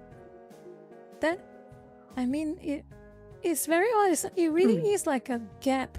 A complete gap. Yeah, in regards to Korea, even here in Australia, it's called the Forgotten War for a reason. No one really likes talking about it. Like the only time I know of games that have the Korean War into it is of course the War Game series. If anyone plays the War Game series, they're really good but very hard. That was a surprise to see the Second Korean War in that. That was really surprising. And I think just some like very, very niche strategy games, because a lot of people just don't like talking about it, just with just how things are going in Korea nowadays as well as in the past, which is a shame. It is interesting though. I'm not a Korean, so I do not know the significance of making sure there are not many Korean War games, but by that logic, shouldn't Vietnam War also be a very hot button enough topic that few game devs would actually consider making a game out of? because that also has a very similar stigma per se. Because Vietnam War is basically what broke the American population's psyche over being pro-war. It's a very dirty war, both Korea and Vietnam. Both sides did very, very bad things. And even then, that's putting it probably the nicest possible way you can for Vietnam. Like, it would be very hard because both, like, just with some of the operations, like, you'd think, like, oh, it's just combat operations in Vietnam. Says, no, the CIA was doing really bad things, like, in those occupied territories during that time while those combat operations were happening. So it'd be a very hard thing to develop or make. Yeah, but the fact is there are still a fair few Vietnam War games, and you would think that if people try to avoid making a Korean War game because of sensitivity over the issues, why would there be still quite a fair few Vietnam War games then by that reasoning? Because like you say Maxi, both those two wars are particularly dirty and murky. But for some reason, Vietnam kind of gets a pass when it comes to game development. I'm just kind of curious. It's also give my country relevancy slightly because we were involved in that. Oh Yeah, yes, the exactly Cambodian right, part yeah. of the Vietnam conflict. Yeah, exactly right. Also, Yeah. your history as it's well as like- a Cambodian. Yeah, it like goes something like that leads to the main city, like Phnom Penh. Exactly right. Yeah. Oh, that it reminds is. me, Sandman. Do Yeah? you remember? I think it was from like the early 2010s. There was actually a Vietnamese game development company that actually made a game of the early Vietnam War back when the French were involved. Do you remember that? Oh my, I might know that, but I can't. You have to give me the name. That's the problem.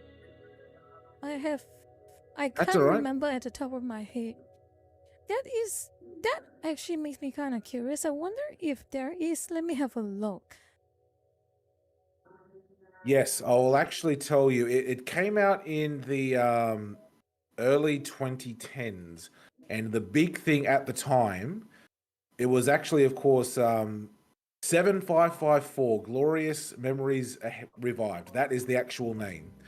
It actually took place Oh. during the Franco-Vietnamese War from 1946 to 1954, and yes, that was a big thing back in 2011. Especially, not only did those devs in Vietnam get the approval to do it, but they literally it's a video game, of course, you know, but it's during like the Franco-Vietnamese War. Nearly no one knows about that. But I remember playing it back in the day. I was like, wow, this is really out of the way. I like this. But unfortunately, the Vietnamese devs, unfortunately, you know, Vietnamese game, even though it was all in English, it didn't sell very well in the West. I think I remember hearing a report shortly after the release, they got to like 7,000 international sales, and the whole company went on like a massive holiday as a celebration back then. As a result, It's something abandoned like ware that. now. I think I found the game you're talking about. It's abandoned ware right now. yeah, it's So- just the number is 7554, which is actually based on like the victory over France. Yeah, the Battle of Dien Bien Phu, because I think that's where the game itself finishes. Yeah, that's it. Hmm. Okay, that's I could try something. and download this. Something. Yeah, I learned. That goes to show it was not a very well marketed game. This is new to me. Interesting. Wait. I don't know managed if to that's get a 'cause of- copy back in the day, but it literally got mailed from. I think they literally sent it like via sea from Hanoi, and it took like Oh, 2 wow. months to get me. Interesting. So Oh yeah, P.S. You want to ask something? What was it? I don't know if I was schizophrenic or something, but I remember like a war where like humans went to war with birds or something. I forgot which war was that. but The I don't know if Emu it's schizophrenic War? or not, or if that's actual- The Emu War? Oh yeah, that one. Oh, Maxi, that's in your territory now. oh yes. Would you like to discuss the Emu War in that case, friends? Australia's great one of Australia's most most frightening wars ever. Gives a lot of Australian soldiers post-traumatic stress disorder, remembering even a fraction of the memories of the Emu War. It Oh man, always happened because it's just an invasive species and there's just so many of them. yeah. So basically, yeah, that's pretty much true. Oh, hey, I've got a follower, Night Shadow 2314. Thank you very much for the follow. Oh my god, I'm one off from 250. I'm about to hit another milestone. Oh my goodness, hooray, we're so close. But yeah. So to make a very long story short, the Great Emu War was actually the name the press gave out when the press found out what the Western Australian government was doing. So, to make a very, very long story short, emus back in the day, and they still are a massive pest species. They're very aggressive. They're very strong. They go like horses when push comes to shove. And like kangaroos, they have absolutely no problem walking up to you and disemboweling you with their claws and then running away. No problem at all. Back when the supposed Great Emu War happened, of course, Australia was going through a massive, massive drought because this is all post-World War One, as it always happens. And what ended up happening... let me just put that. I hit the wrong button. There we go. The government basically decided, crap, we've got all these poor unemployed soldiers that are really unhappy with the Australian government at the moment because it's post-World War One. We've got to keep them busy. Oh, we're having issues with emus and other animals in the desert because of farms? Fantastic. Let's get them out there and get them out of our hair for a few months. So that's what they did. The thing is, however, they basically also used this opportunity to empty out the arsenals because this is, remember, again, post-World War One. All the colonial troops are back, all the guns, all the ammunition, all the equipment are back. And they had Lewis guns that they needed to use and lots of 303 British ammunition to just get rid of, right? So, what they did in that case, we actually got, I think, would be potentially one the first technicals ever made in the world, other than the ones used in, Europe and the Middle East in World War One, right? They put on, these guns onto these trucks, right? And they went out to go and shoot emus. And everyone thought, oh yeah, great, we're going to have a great few months out here. We're going to get paid. We get to shoot animals, shoot guns, drive around, enjoy the desert for a few months and get paid for it. Fantastic. So they meet their first bunch of emus and they take a few shots at them with their Lee Enfield rifles. The emus react to getting shot, but they don't fall down. What? It turns out the British caliber, the 303 British, which for those who know firearms is a 30 caliber projectile, is not strong enough to put down an emu. Oh, that sucks. The bullet is literally too weak because, like kangaroos, emus are surrounded by super duper strong muscle and sinew because how they walk and move, it makes them super muscly, and they're a real pain in the ass to cook. So that's one of the reasons why. So what used to happen in that case, they would shoot these kangaroos with 303s with their rifles. Some would fall down if they hit the right spot, but a lot of them would, of course, be wounded and then run away into the bush. And then, of course, they said, okay, we've got these Vickers machine guns. Let's put them onto their trucks, and we're going to run them down and just mag dump into these emus. It turns out the trucks could not keep up with the emus. What? The trucks were literally not fast enough to keep up with an emu going full tilt. I think an emu at full tilt goes like 50 kilometers an hour, maybe even more, depending if it's strong. The trucks were literally, they were redlining these old, like these back day state-of-the-art trucks, but they were redlining the engines trying to keep up, and they still couldn't keep up. That's insane. And they're literally driving up. They're trying to keep up, but they're just mag dumping these Vickers machine guns. They're getting kangaroos, of course. Not kangaroos, emus, but they're hitting other animals as well. And when the press found out, they had an absolute field day about it, and that's where like the name the Great Emu War came from.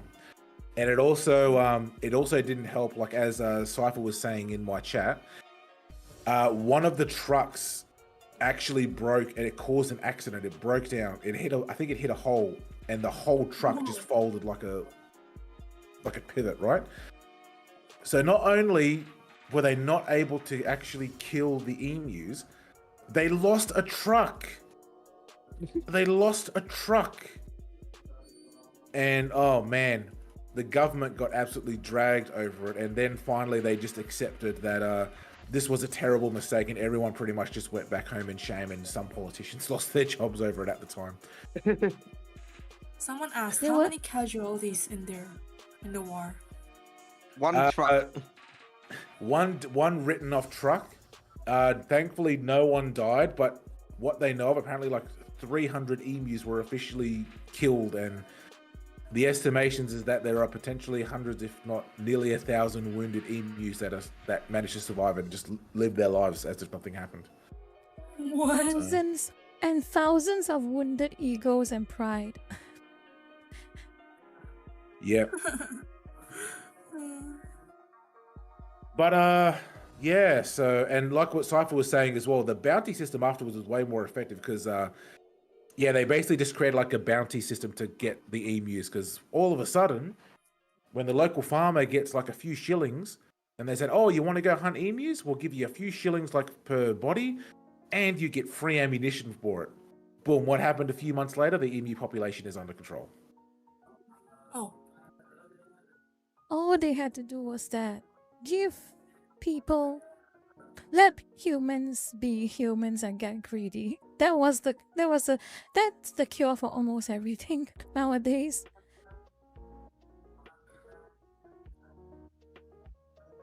Exactly. What a shame. I would have loved to have some of that surplus 303 British, to be honest, but Oh you yeah, know, it was a Sakana century ago. asked. Yeah, what my chat has asked, has anyone eaten emu meat before? Does it even taste good?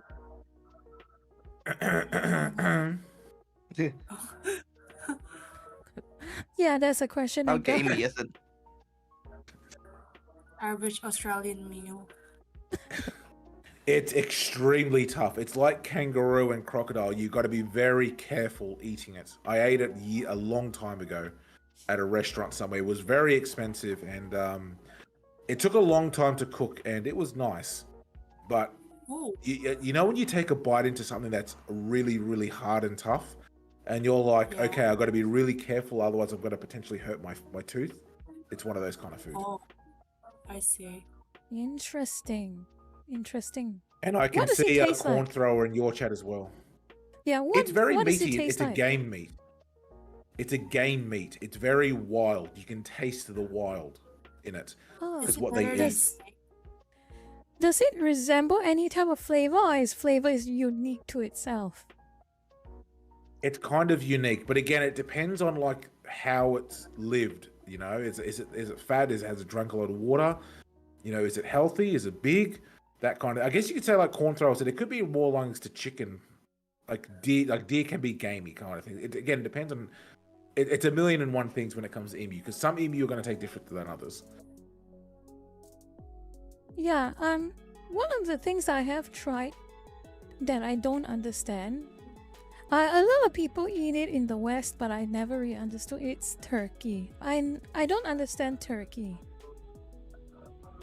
Oh, It's- yeah, you're right. Yeah, its flavor just confuses me, but its flavor just confuses me. It's not like chicken, but it's like chicken.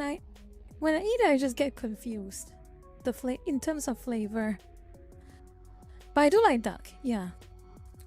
Wrongton, I do like I duck. don't mind duck. Yeah, I duck don't is mind nice. duck. I've got to be in the mood for duck, and even then, I like duck when it's like the way that we get it here in Australia. It's like a meat, like it's a cut fillet meat. Because I know in like Asia you get like the whole cooked duck, The whole and then duck, you cut yeah. from there. That's right. Yeah, we don't get that. You can get, of course, the duck like that. But if I were to go down to the grocery store tomorrow and say, "Oh, I want to get some duck," you're going to get like the cut fillet and all that. You're not going to get the whole animal unless you like specifically request it. That makes sense. Yeah, in Asian countries, yeah, duck is basically you just buy it from a restaurant normally, a restaurant and they'll just serve you. They serve it based on size normally, unless you specifically ask for a specific part of the duck.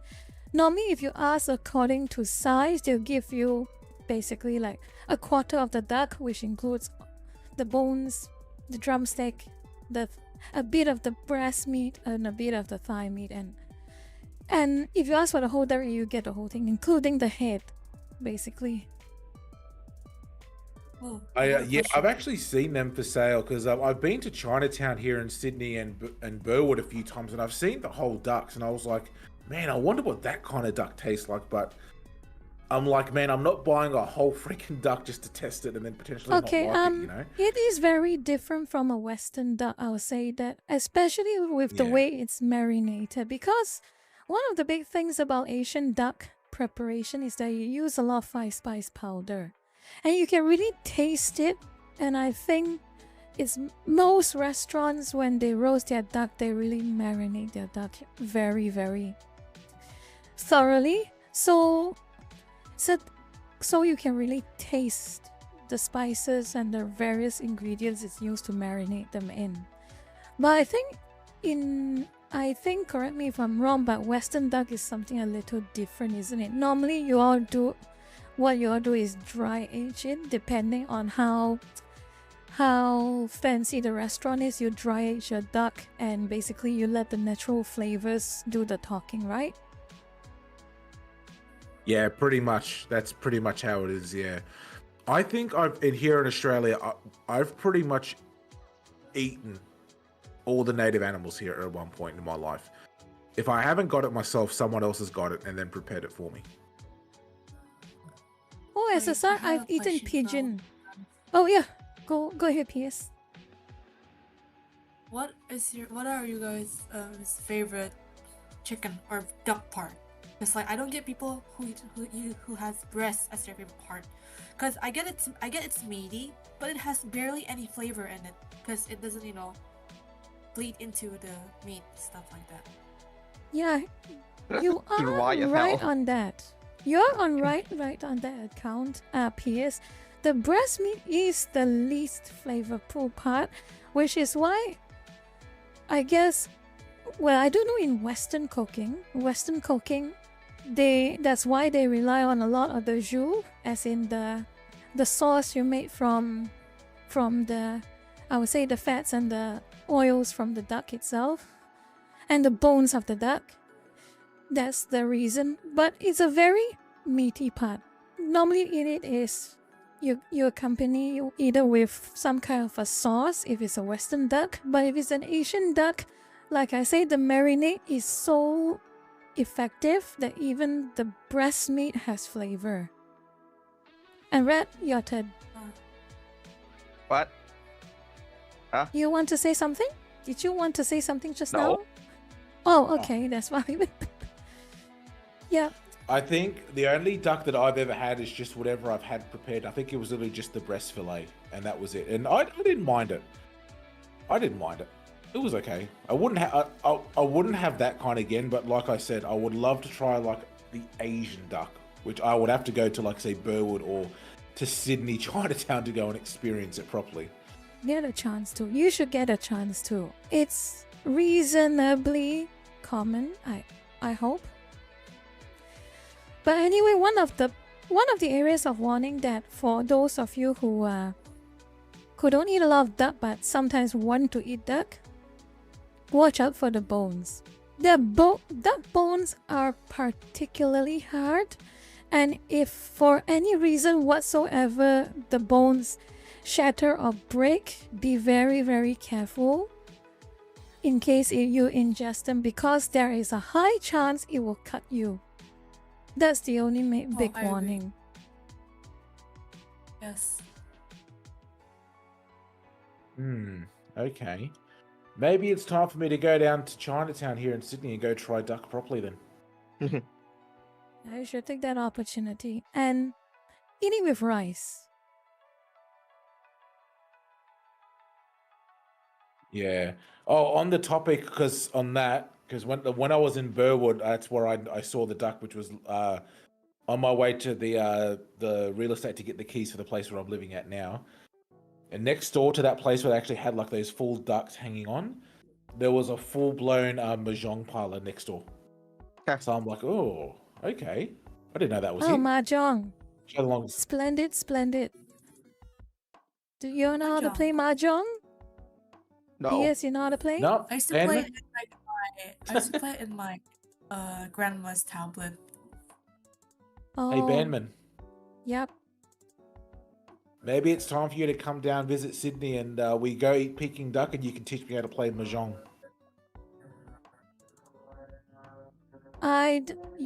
I have no idea which level of the back rooms I'm in right now. It might take me a while to get back to the surface.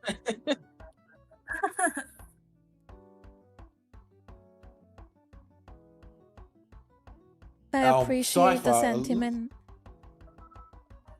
Look, I'm just, my friend Cypher Von Jameson in my chat has just said, Max knows because they are a small Japanese woman named Aisha Tenryuki. You're still going on about that, Cypher. Goodness. Oh yeah, you dox yourself, right? Isn't it, Maxi? I mean Aisha. I'm so sorry. I'm so sorry. Aisha-san.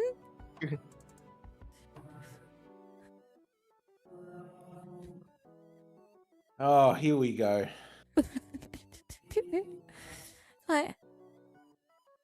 We have been so rude, Aisha-san, to call you Maxi. We are so sorry. Oh my goodness. You know what the worst part about that, Bandman? That joke has What? been making its rounds. So for those in Bandman's chat that don't know, there's a meme going on between myself and my lovely viewers, not only here on Twitch but also on Discord, that I am, of course, apparently a small Japanese woman that goes to Tokyo University. One of my other VTuber friends, who is himself Japanese, is of course well aware of this meme. I actually raided them, I think it was a week or so ago, because he was playing, I think it was Marvel, it was Detrio, I think, is he here in that case? Deti? I can't see. But you know what he did in front of not only my viewers, but also all of his viewers? He immediately said, oh, hello, Aisha-chan, and then just started speaking in Japanese for like a full 3 minutes. In front of everyone. And I was like, I Company don't know what you're exposed. saying. And he says, oh, don't you understand Japanese? Right, Aisha-san, you don't understand Japanese. Yeah, sure, definitely. We believe you.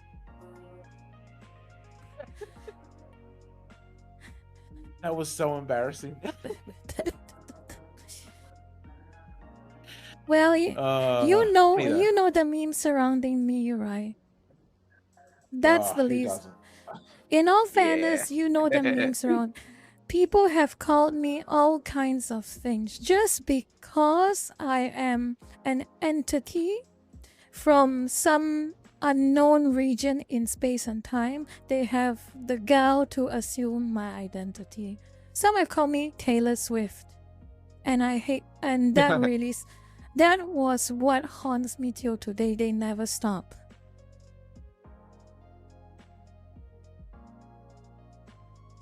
Yeah, that came and went.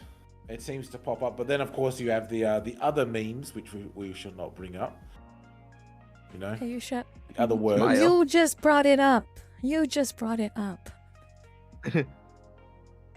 Oh boy. Unfortunately, that's kind of the path that we're going down, Bam. And now that we've started it, it's only going to be a matter of time. So we better just pull off that band-aid and just get it over and done with. Oh no. Oh yeah. I've been called Taylor Swift. I have been called Ryan Gosling. I have been called Dolly Ryan Gosling? Parton. Yep. I've been called Dolly Parton. Can you imagine that? The country singer, Dolly Parton. What the? Bandman, Why I'm terribly Dolly sorry. I must Parton? interrupt. You're. Oh. Yep. Guess Hello who's just there. guess who's just popped into my stream chat?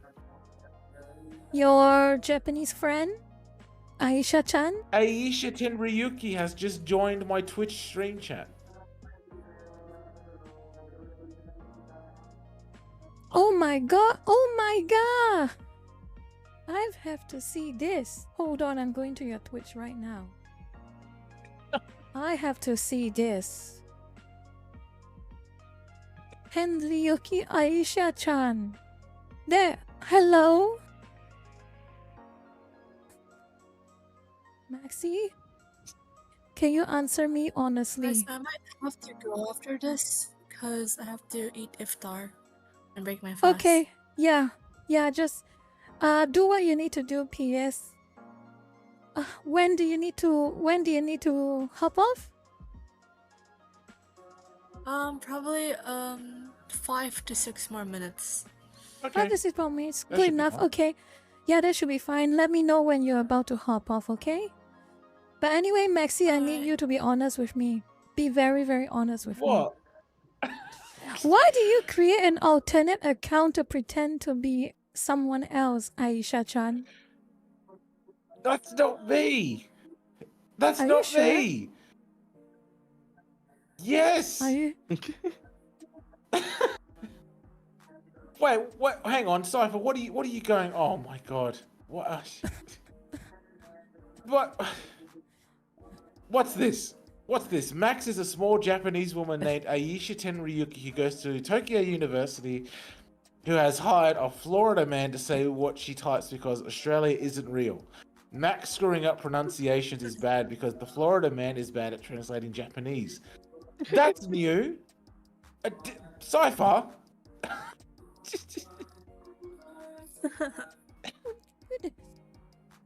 Dun dun dun dun dun dun dun. Dun, dun. I don't Oh even know my what to goodness. believe, Maxi.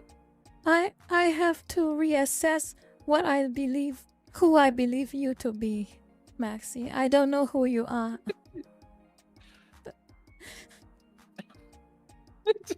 I'm me. I'm Maximilian. I'm an Australian. I'm not a Japanese woman.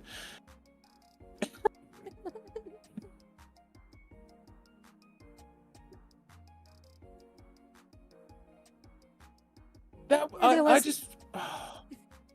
That's fine. That's fine. That's fine. You can choose to be whoever you want, Maxi. And look what's going on in your chat from George. Aisha, if you want me to call you Maximilian, that's perfectly fine. I answered to George, but I used a different name in real life. Oh, goodness. That's exactly what a Japanese boy. woman would say. Oh boy. Okay.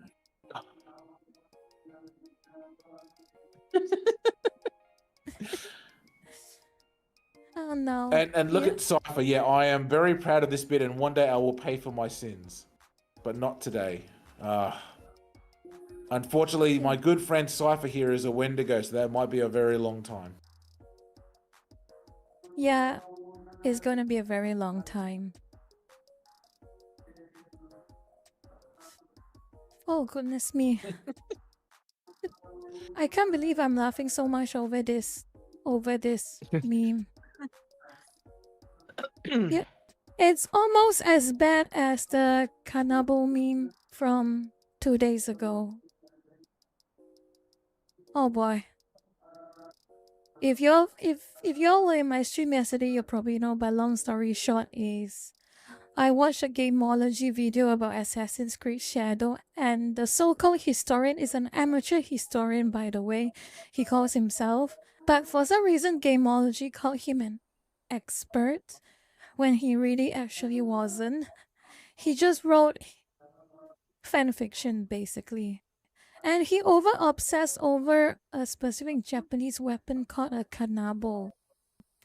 He could never stop talking about it, and so my chat started making jokes about kanabo, and I just lost control of myself. I'm so sorry. And chat lurkers, you are very, very shameful for exploiting my weakness.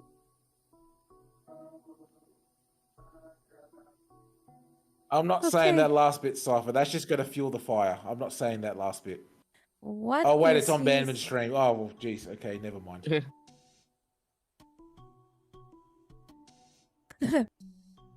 Yeah. Oh, I have to break fast already. It's already 18:07. Yeah, yeah, you should go get get something to eat quickly, and I appreciate you taking time out of your also busy schedule to join this stream, PS, and we'll have a chat again another time. Okay?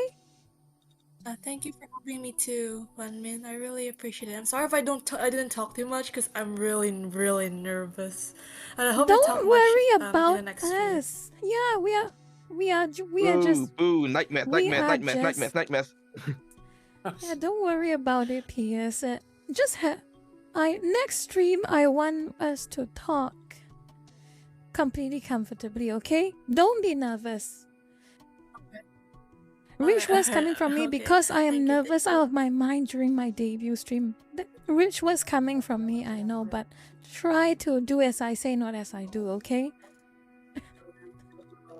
It was Alright, fun, Batman. PS. Hopefully we can hang out and play some more games. Maybe we should actually play some Rome Total War or something. Anyway, together. PS, Oh yeah, sure. yeah, how easy? You should try and get a PC that is game ready if you can. It will be really fun for you to join in to a game, any game, like TF2 or Deep Rock I'll Galactic. talk about it to my parents. Yeah, try, give it a try. Yeah, Alright. yeah, I hope you enjoyed the stream tonight. PS. Yeah, I appreciate it. I appreciate you guys having me here too. Thank you. Yeah, and So next, yeah, I had if to we hop on right now. if we Okay. call up another time, don't be so nervous, okay? Alright. Alright. I'm sorry. Don't worry about it. Don't worry about it. Anyway, go eat. Go eat. Go eat, PS. Alright, We'll alright. see you later. Yeah. Go eat and rest Alright. well. Take care. Everyone. Yeah. See ya. We'll see ya. you. Bye, everyone. Yeah, see Goodbye. you. Say goodbye to PS lurkers. Say goodbye Okay. to PS chat. Bye, everyone. Yeah, take care of yourself, PS. And we'll talk another time. Okay. Okay, see you. And there we go. Hooray. Now she Okay. can relax. Yeah. Yeah, next time, I hope that this is something that I also have to improve on myself personally, but I need to fight my own Oh. nerves just like PS does.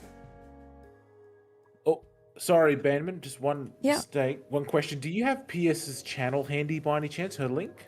Yep. Hold on. Hold on. Well, I'll get that for you very shortly, Cypher. But yes, I highly recommend everyone here to go and like and subscribe to PS's channel on YouTube. So, PS, Oh, there it is. oh, Yep. I'll reduce the font size because it obviously is getting a bit too big. Hold on. Sorry. Yeah. That's... Oh, it's still... Can you see the small little text that just popped up? Maybe I'll just click on it. I'll click on it now. It's actually also in your about section on your stream as well, Bandman, for PS's entire link. So it's Yep, this is her channel, and although she was a bit nervous, but she is actually interesting idea for a VTuber. Her appeal to me was that she is almost like a historian style VTuber, so she has the potential for being almost like armchair historian, but as a VTuber, and that was probably one of the reasons why I got interested in her content. So this is her channel for any one of you all who are curious. oh, that yes, I highly recommend go following PS. She makes some good content. And right at that moment, I just hit 250 followers. So hooray! yeah. I've reached a new milestone. Free games. Nah, just joking. Don't worry about me. You've Don't already worry spoiled about it, me. Bandman. Don't worry about You me. spoiled it. No. Well, gee I'm talking willikers, nonsense. I'm talking nonsense. Don't Can worry I- about me. Can I announce it then? No. I'm just 'Cause talking you- nonsense. I'm sorry. Oh, I'm so sorry. Well, hooray. I'm so sorry. I get roasted for saying things too quickly. But anyway, I'm talking nonsense anyway. I'll just say it here then, because now that we can announce it then, so I've now officially reached 250 followers here on Twitch, so thank you all of you as well for all watching of this Band Yap collab. For those who of course are interested in a video game giveaway in the very near future now, feel free to come on to my name here on Twitch, Maximilian ENVT. And very likely in the next stream, probably in the very near future, I'll be giving away a whole bunch of games and all that to celebrate. So feel free to pop in onto the Discord and that as well if you want to for dates and that. Hooray! And yes, Bamman, if you want to, because since you're a follower of me as well, you'll also have an option, or have the chance, I should say, to win a free game. Yeah, as don't well. worry about me. Let the rest of your chat win the games. I'm just playing around. I'm just playing around. Yeah, don't worry about me. Oh, on the topic of games, Banman, you know what you should Yep. do one day for a game stream? Yes. You should do what I did yesterday and play Black Mesa. Black Mesa, huh? Yeah. In one sitting, like what I did. Oh god. I don't Oh, think they boy. have the stamina to do all. Maxi, I think you overestimate my strength and fortitude. Yeah, you I cannot just simply suggest someone to marathon an entire game. For those that don't know, I broke my stream record last night because I did Black Mesa spontaneously in one sitting. 12 hours, 34 minutes I saw that. from start to yeah. finish. I saw that stream 12 hours. I would never be able to do that. Unless I am pumped heavily filled with caffeine, but I don't know how healthy that would be.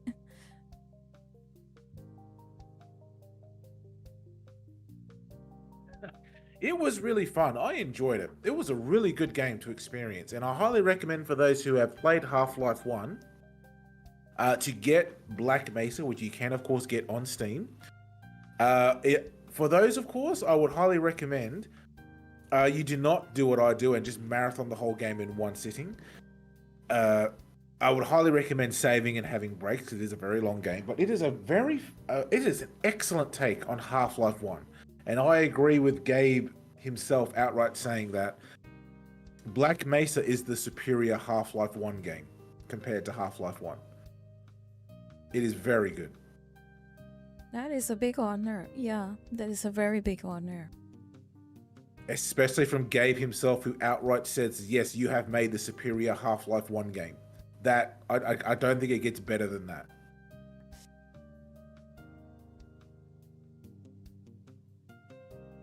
I marathon Serious Sam 3. That was a slog. Ah, I came back and forth from that. Oh, man. That's it.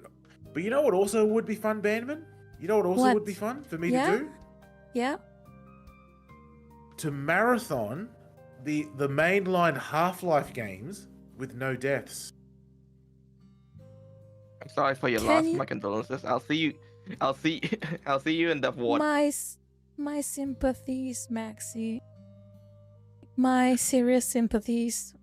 When you meet that goal, and you have to do that. Is it alright if I bring that up too, since we're talking about Half-Life? I hope you know what you're doing, Maxi. Well, heck it, Weeball, I'll bring it up. So after my big Black Mesa stream, I was recommended an excellent idea for my next marathon stream, thanks to my very good friend, The Lonely Muffin, who is actually currently in my Twitch stream right now, to marathon the mainline Half-Life game. So Half-Life 1 and 2 and both episodes with no deaths. And if I do die, I have to go all the way back to Half-Life 1 and start again. But I've put that on a subscriber goal here on Twitch, so for 25 subs, I'll do it. Because if I'm going to put myself into for a 24-hour plus stream, I'm going to put it behind subs. If I'm going that far, it's going to be that. You better start rehearsing right now, Maxi, because it's just a matter of time. I know. And I hope you know what you're doing, I know. seriously. No, I don't. No. He suggested it yesterday. I was like, yeah, that's a good idea. I'll do it. And that was it. That was my decision made. Words that you cannot take back. Exactly. Player. I've put my sword in the sand. I'll do it. I will do it. But again, for those who want to get me there, it's going to be 25 subs. So I've got the counter on my stream right now. Oh man, I'm kind of looking forward to it and not, because I know it's going to be a horrible stream. And I think it was it you, Bandman, or someone else that said when I think it was episode 1 or 2 that I could potentially rage quit on with one of the boss battles. I think it was you, wasn't it? Someone else in your chat said that. I did see that, but I can't remember who said it. But yes, right. Or maybe it was You just better be everyone at the same careful. time who was saying, yeah. you better be. Yeah, it's the part about the hunters. That's not gonna be fun. Oh well, we'll get there. Oh my goodness, look what Cypher has said. Hey Max, if you want to add to the funny, play Desert Bus in between Half-Life 1 and 2 to show the game transition. Oh By my the god. way, someone in my chat basically is trying to incite the lurkers, Maxi, and I'm going to say sorry to you in advance, but sorry. someone just said open your wallets. Oh no. Hey, I am a man of my word, but I as Bandman said, I kind of need to practice more. But hey, if you want to push me over that ledge earlier, I won't say no to it.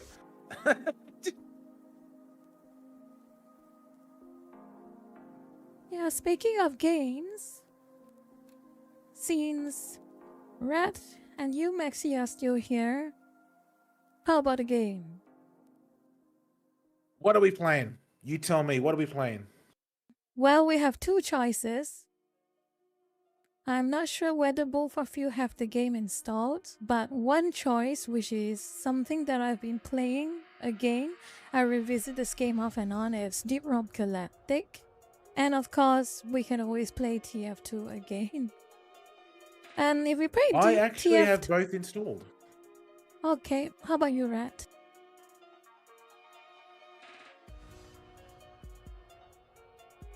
Yellow? Oh boy. Have we lost Rat? Is Rat... Is he away from the PC? Might have just stepped away. We'll come back to him. Yeah, we'll just wait till he Yep. comes back. But the whole Yeah, I'm idea down is for that... Deep Rock. I actually downloaded both games. Oh, sorry. Okay. Oh no, Red, I hope you are okay. He went quiet. But anyway, when do I want to play Toho? Oh boy. Oh boy, oh boy, oh boy. Oh no. Do I really want to? Toho one day. I remember the last time I played Toho and you saw me, I was a shell of myself at the end of the session. Speaking of Maxi, Man, I have you can't ever remember. played? Would you play Sorry. Toho on stream? Would you I play would Toho? absolutely Oh, dear play God. Toho. I have not played right, a you're back. Toho game. Oh, Oh welcome yeah, I back, was in the Rat. bathroom. Okay, good. Ren, what we were saying, what I was discussing with Maxi is, let's take a chance to just play a few games. So my question to you, Red and Maxi, Yeah. I was thinking of Yep. two options. I'm not sure. Do you have Deep Rock Galactic, Red? I do, but I can't really join your game right now because I'm gonna start streaming in 30 minutes. Oh yeah, it okay. was fast streaming is 30 minutes. Okay, that's fine, that's fine. But anyway, do you want to do anything else? So what? Let me see. Maybe yak for 30 more minutes. Anything you want to talk about, Red? No, I don't. Okay, That's okay. that's okay. My brain's already starting to fry again from a lot of yapping. But I'm actually You know, I'm happy to play games, Yeah. Bandman. If you want to do something for a few hours, I'm happy to play something. yeah, probably I've got about give or take 1 more hour to spare before I end the stream. About 1 more hour to Yeah. spare. Yep. And Red, you have to prep for your stream too, isn't it? Yep. What game you playing? Do you have to again? We're going. No, it's gonna be like a bunch of like source mod that I download on mod.db. Ooh, that sounds Oh, a fun. bunch of sort. Yeah. That would be fun to watch actually.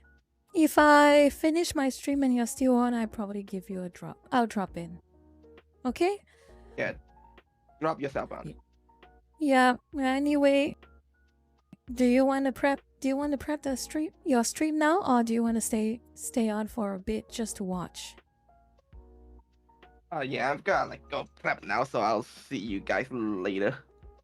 Yeah, Okay, sure. I'll see you. You have a good Yeah, I'll night, see you. Rat. Have fun, buddy. No problem. Yeah, have a I'll good see night, y'all Rat. later. And yeah, see you later, Rat. And take care. Bye bye. Enjoy your stream. Bye bye. Follow me on twitch.tv/RottenNet45 and follow my Hold YouTube on, channel as well. I make Let stream highlights. me. Rah rah rah. Bark bark. Yeah, let me open the presentation again. Ratanat, that's his Twitch channel, so for easy access. Yep, I'll post them as well because I've got Rat here as well. Yep, Ratanak45 is actually tagged in my name, so feel free to go Yep. and like and follow Rat on twitch.tv. Yeah, Yeah. and we'll chat another time, Rat. Have a good night. No problem. I'll see you later. Okay, I'll see you later. And it's just Hey, the two of Bam. us. Yep. Exactly. You know what we could talk about for a few minutes while we decide on a game? You know what actually came out today? Tell me. A lot of things came out. Tell me. Version 12 of Aneurysm 4, the Moonshiner update. A massive, massive content and bug fixing update for Aneurysm 4. Oh, that would be very ideal for. Oh yeah, an update is open Moonshine. Let me see. There are a lot of things, but of course it's contingent, as always, of a large server size. You know what would be the ideal Aneurysm play for us is that your chat and my chat just fill up a server. Just fill up a server, That so it's would just be all good. of us. Yeah, that would be the ideal situation. Exactly, because Yeah. did I go too hard on the 1984 stuff when we were playing by any chance? Nah, it's funny. It was funny. I enjoyed it. I know, I liked it. I found it really fit. But I enjoyed Yeah, I Aneurysm, enjoyed but it. Even we both agreed at the time it's very early on in development, but you know when you like play a game like Aneurysm, and even though it's pretty bare but it's being worked on, you get like that massive like flash of like what the game is going to become. Like you see Yeah. it like in like, you know, your vision, like you go, oh yes, I'm committing, I'm not refunding this game, I'm staying, this is going to be good. Yeah, exactly. That was the vibe I'm getting too. But of course, again, potential needs to be met with the right requirements, and in that game, in Aneurysm's case, it needs a populated server. And I'd love to go into They this do? game again with a populated server, yes. Oh yes, I was actually going to say, aneurysm is massive in the US, in Europe. Like every time I ever seem to log on, there are always just lists of filled up servers.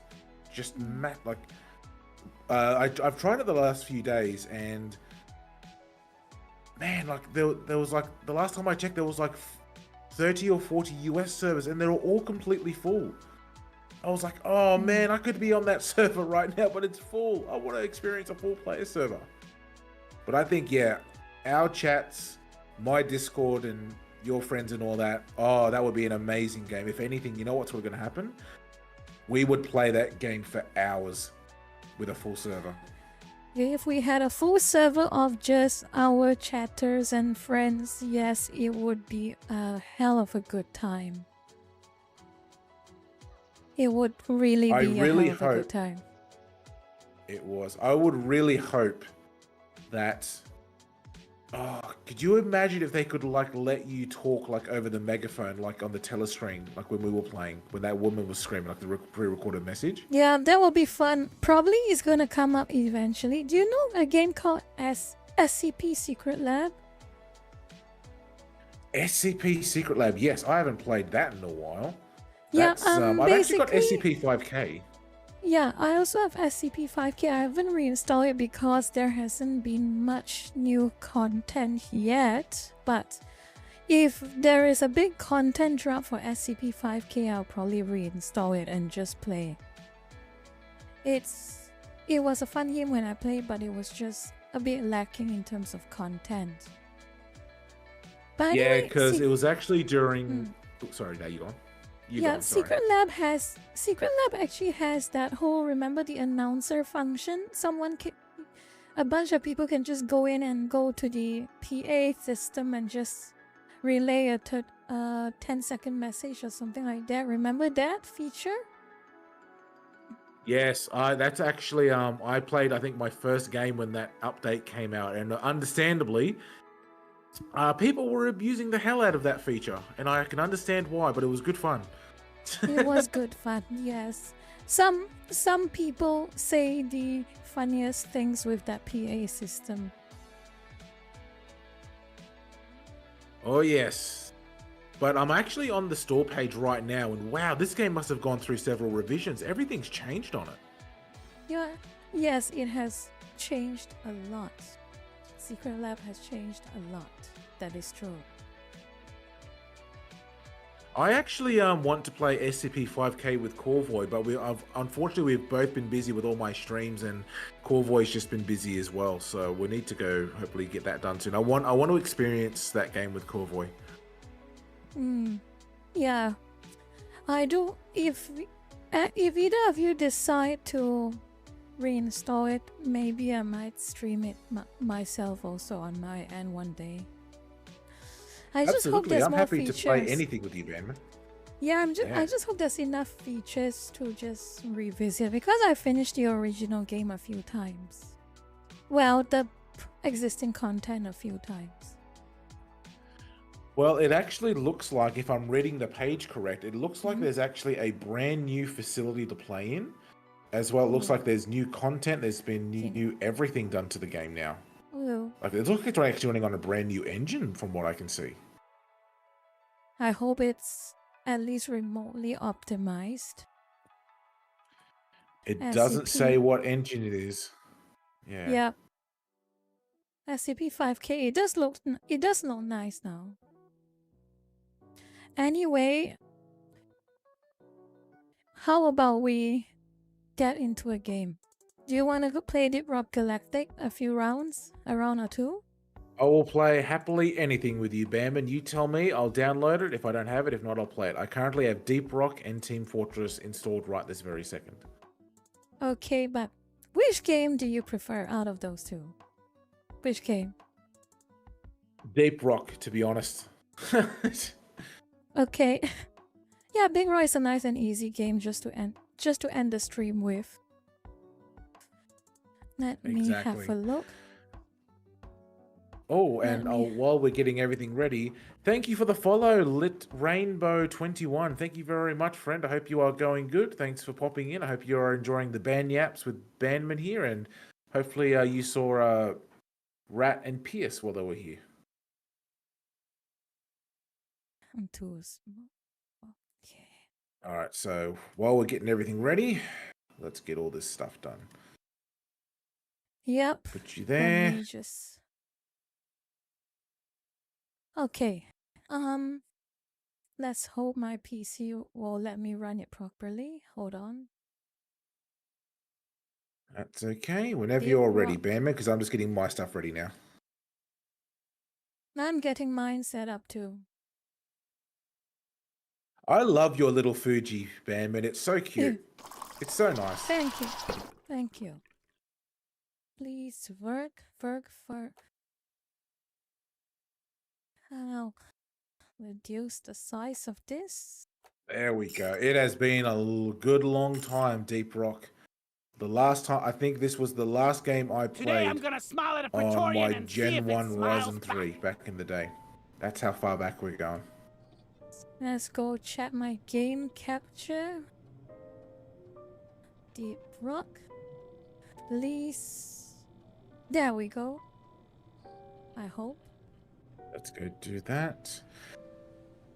Oh, hey, the chat replay is here now. Excellently. What do you mean everything is broken, Cypher? I fixed it, didn't I? There we go.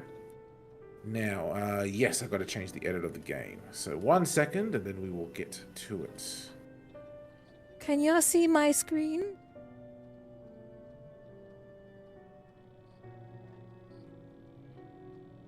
Can you hear me properly, lurkers? I can...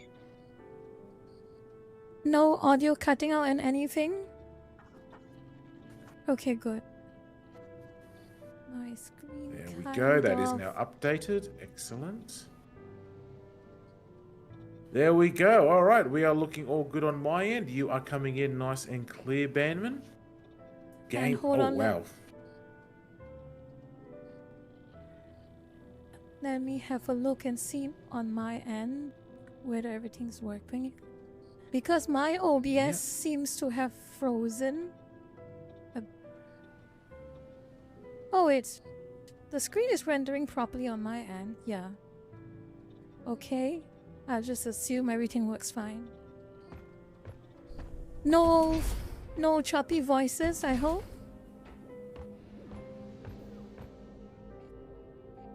Rock and stone chat. Okay. No choppy voices, I hope. Let's try and invite somebody. How do I invite somebody? Let me see if I can do you. Invited. There we go. Oh, there's an invite button. It's C. Oh, see, okay, good. Oh.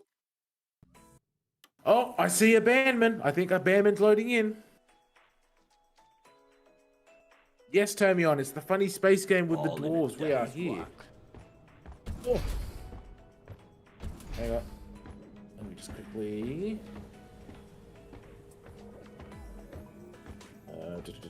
Put you there. Put you there. Deep Rock Galactic. Yep, there we go. Okay, I got my level chat going. Hello, bandman. Rock and stone like Yep, there's hello. no tomorrow. Guess Is what, my bandman? stream going Let me give you some. Let me give you an Australian greeting. Let me buy you around. Let me shout you something, okay? Yeah, thank you. Got.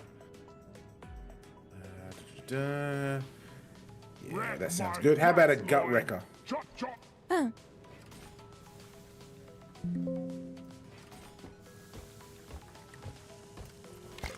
Yeah. May your beards be thick and your gold satchels heavy. Oh yeah. We're starting early, chat. Drink up. Yeah. I needed that. Bang your head. 管理部から命令今すぐ踊るのをやめて仕事に戻れ Feeling much better Never now. felt better. Yeah, we rocking and stoning, chat. Let's go.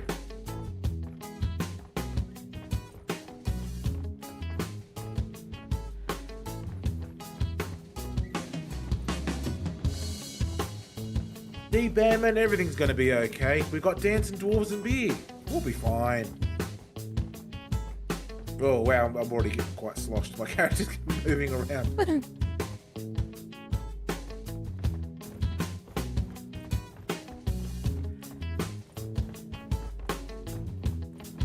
And Tommy on my stream said the drunkard Australian already starting early. Oh hell yeah, brother! Cheers, man. Cheers. Now it's been quite a few years since I've played Deep Rock. It's been a while. Okay, this is not happening. One down. So, Bearman, shall we do a DRG is nice always little finding warm-up in that ways case to just to get us drain ready? our wallets. Yeah, let's get started on something. You want to What invite will they any think more of people, next? or just 2 of us? I think just let. Does anyone else actually? Sorry. Yep, just ask the question. Yeah. I was just going to say, does anyone in my chat would like to join some Deep Rock Galactic in that case? Or shall it just be me and Bam and just having some fun for an hour or so? Maybe Would just you leave trust it- any of your lurkers, Benman? They can join if they want. They can join if they want, or you can just leave the session as public. I don't mind. Yeah. We'll have a look. The pubs in this game are actually We quite serve the best brew in the galaxy. Slayer stout. Oh, you having another one, Bearman? You must be thirsty. I need to. I'm gonna give you I'm all. a sucker Bring for me the a weed Slayer, drawings and Lloyd. the foam.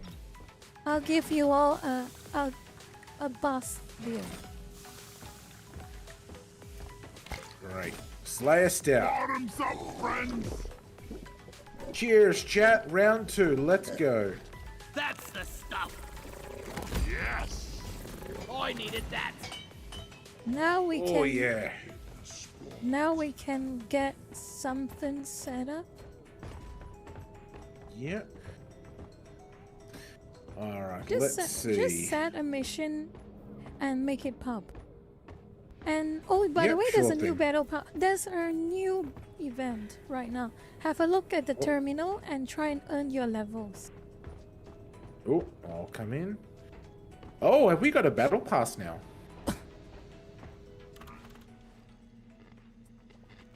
So right now, point extraction and elimination missions are a good source of battle pass currency.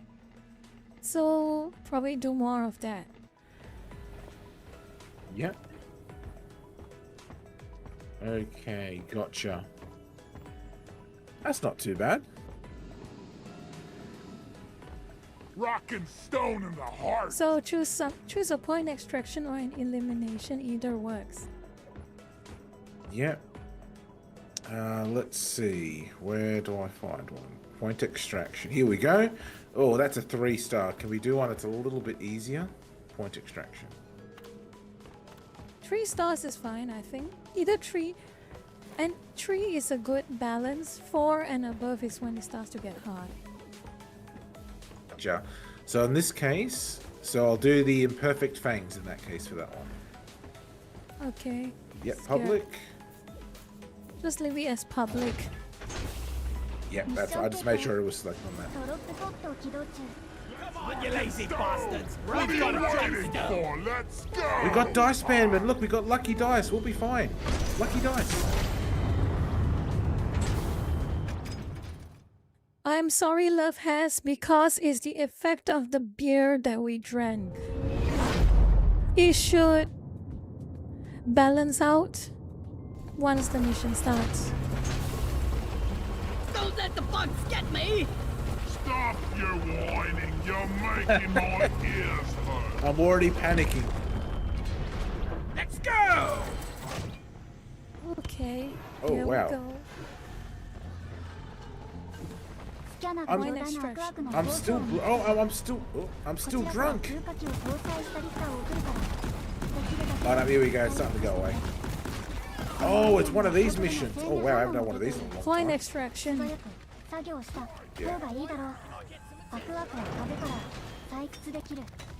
Yeah, flamethrowers.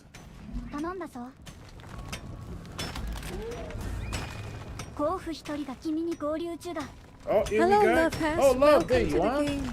It's a lurker. Love Has. Welcome, Love Has.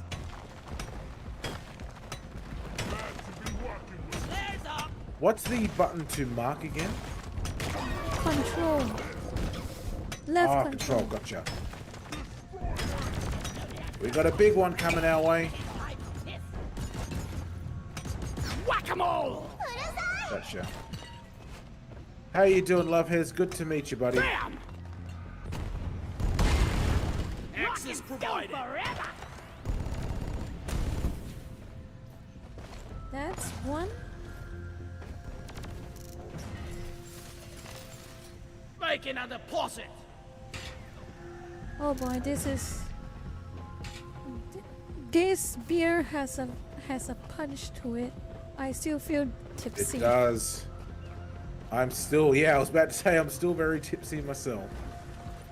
I'm so sorry, lurkers, if you all feel ill looking at this screen.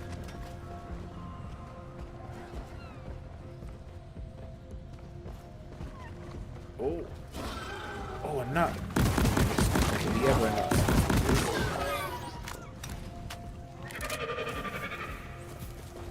Where else? How to do I play Deep find- Rock Galactic in hard mode. Yeah, you're not kidding there, Termion. You're not kidding there, buddy.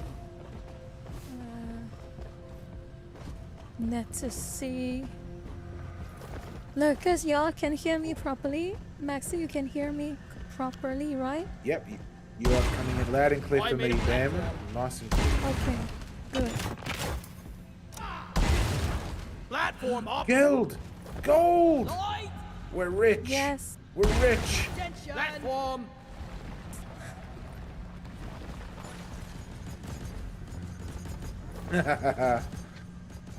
Not high. Oh, One platform ready to use.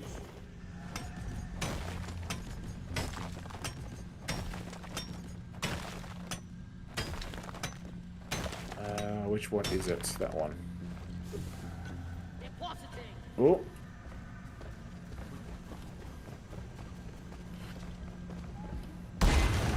I absolutely love the fact that the flares regenerate. That makes it so much easier. Well, you need to use it a lot of time. You need to use it almost every time, so it would be ridiculous if it doesn't regenerate. Exactly. Let's see. Oh, this one doesn't have the platforms on it. That must be the other class. Okay. Where is the Aquark? Be gone! Something seems off. I was born ready. Oh, I fell. Oh, no, I'm okay. Be gone! Lights up! Okay, there's no Aquarks here. Oh, Nitra. Oh, did you find it? Who Oh, yeah, did there it that? is. Is that... Where are you? I am on top. Oh, yeah, that was Love Tris. Oh boy. Oh no, oh no, oh no. Swam on the way.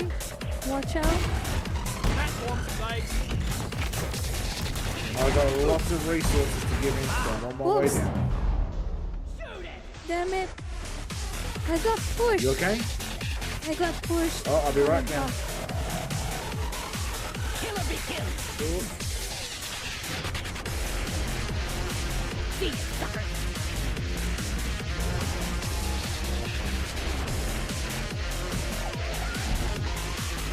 fire! Fire. Fuel to the fire, give me that one I desire. Ooh.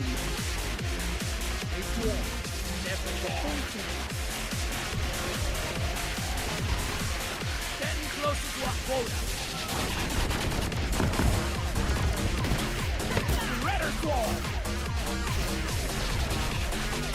Oh, that's yours. My bad. I think we're actually doing alright. Oh, loot bug. Sorry. Your own fault for being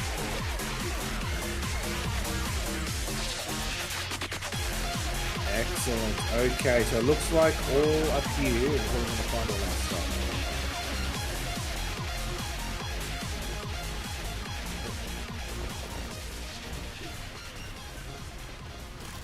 But I have to go the wrong way.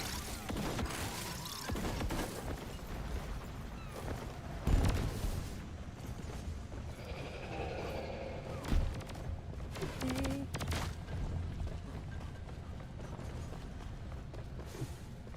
Oh, what's this? I found some kind of big egg thing. Big egg thing? Hold on a combo minute. bug. Combo bug. Oh, that's just a weird doodad. Oh, so it doesn't do anything? Oh, okay. Got me excited. I thought I found something big.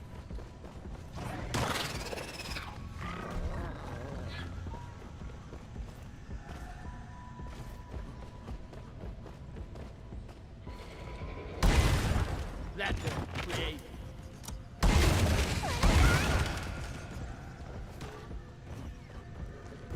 Okay, where is the next? I made a platform. Found an aqua. Platform up.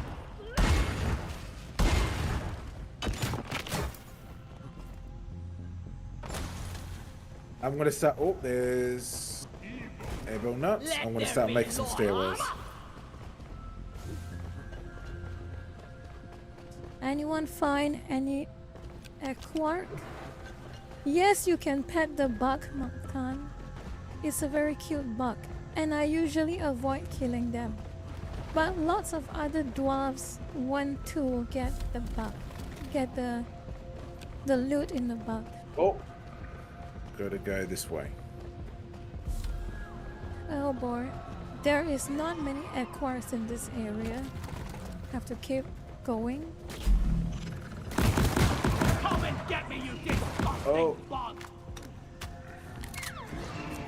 There we go. Okay, I'm in like another platform area now. Is there anything up here? Platform. Skull crusher. Oh, I found the gold vein. Okay. Oh, how am I going to get up here? Rena, do me a favor and please shut up. What did they say? Say something bad, Bandman?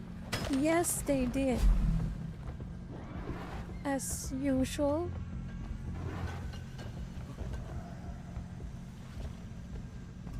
Come on, Nitra. I can restore my... Can we order a supply drop like really soon? Get out of here, bugs. Can't carry 補給ポットの要請を確認。今向かわせている。 Ah, there's the gold. Excellent.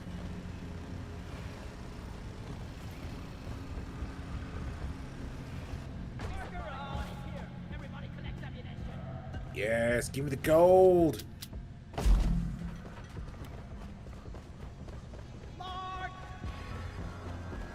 I don't want to fall to my death though. How long do I remain feeling much drunk? better now. I long appear to be exactly sober now because I've gotten into several fights. Oh my goodness, I didn't die. Holy moly. Okay. Ready to kill some more crates. Oh, this is it. I'm down. Where?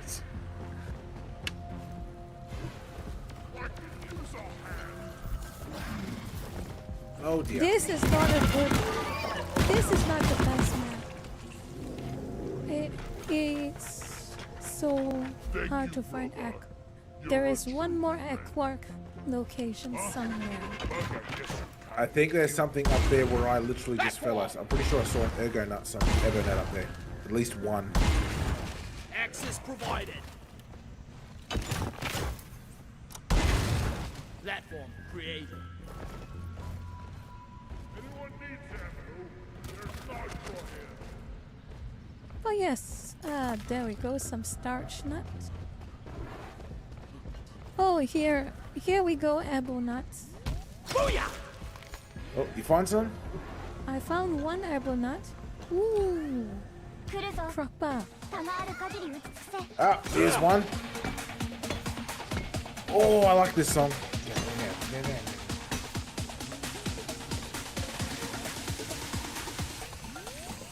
One sentry gun ready to be built. It's armed and ready. Ooh, Hack chest. the jet boot crate! Die, monsters! Yep. Okay.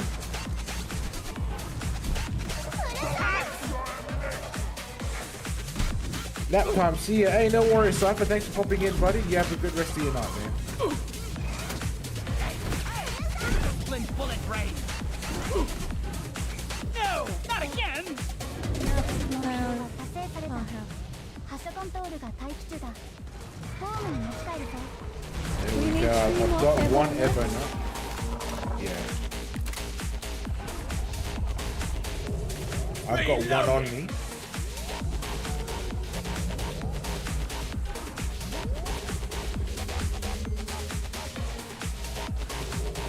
Oh, big detonator.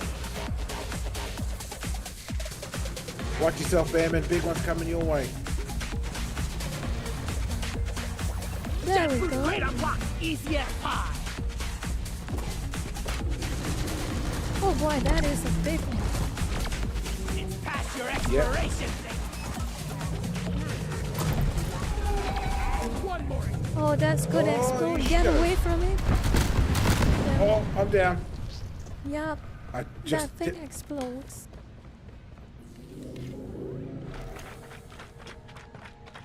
Next round is on me. Oh, it's a big crater. Grab some Much boots. better. Jet boots on. Red sugar here, but watch it. Oh, red It's sugar. hot. Yes, I'll take that. Thank you.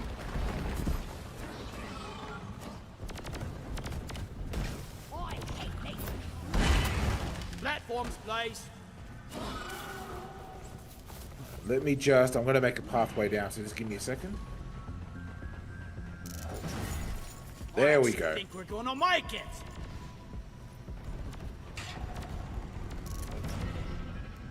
Let's have a look-see, shall we? Let's see what else do we have. Any more able nuts? Can you see any more able Just nuts? need one more, and I'm sure it's going to be hiding somewhere in a This corner like pod will what they supply always you are. with ammo and health. Loot bug. Getting more ammo. Yeah.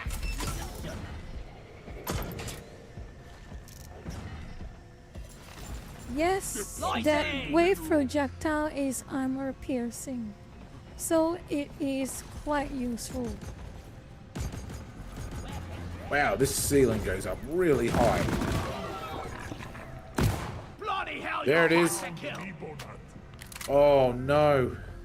It's all the way over there. Oh, thank goodness. That was starting to annoy me too. The weird vision is fine. The tipsiness is gone. Good.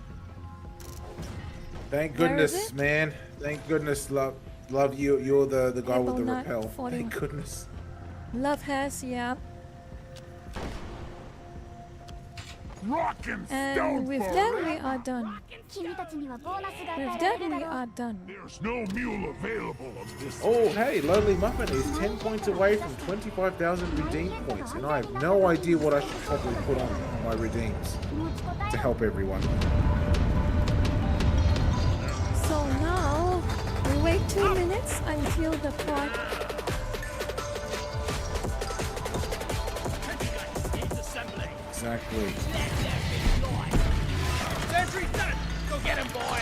Sentry gun needs assembly. I love flamethrowers. So much fun. Yes, indeed, Corvoy. 100 kilograms mission control. Hello, Cowboy. Good to see you, friend. Hope you're going good. Good morning. I'm pretty sure it's morning in Europe now for you.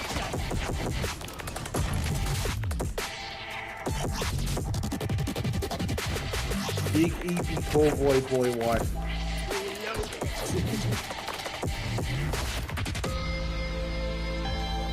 Anything else here worth looking at maybe? No, it's a big cavernous hole. This is what it is. Oh.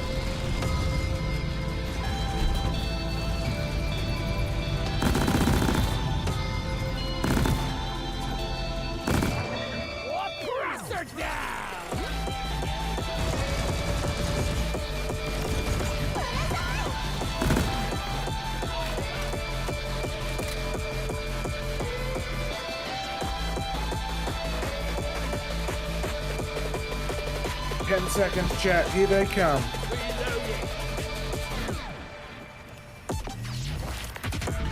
Guys, are you blind?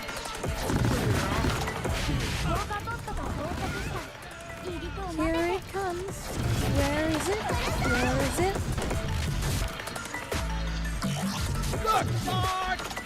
There it is. It's gonna Coming fall that through. side.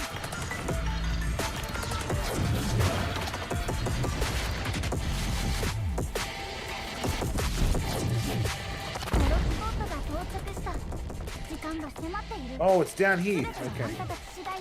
Oh, down there. Okay.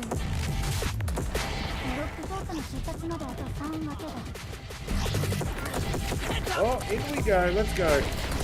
Everyone in.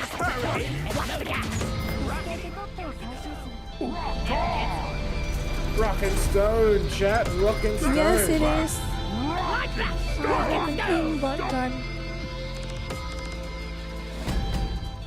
Oh, Mock, Deep Rock Galactic is so much fun. Absolutely get it, friend. Absolutely get it. It's great with co-op friends. It's great in pubs, but also even better with friends. fun.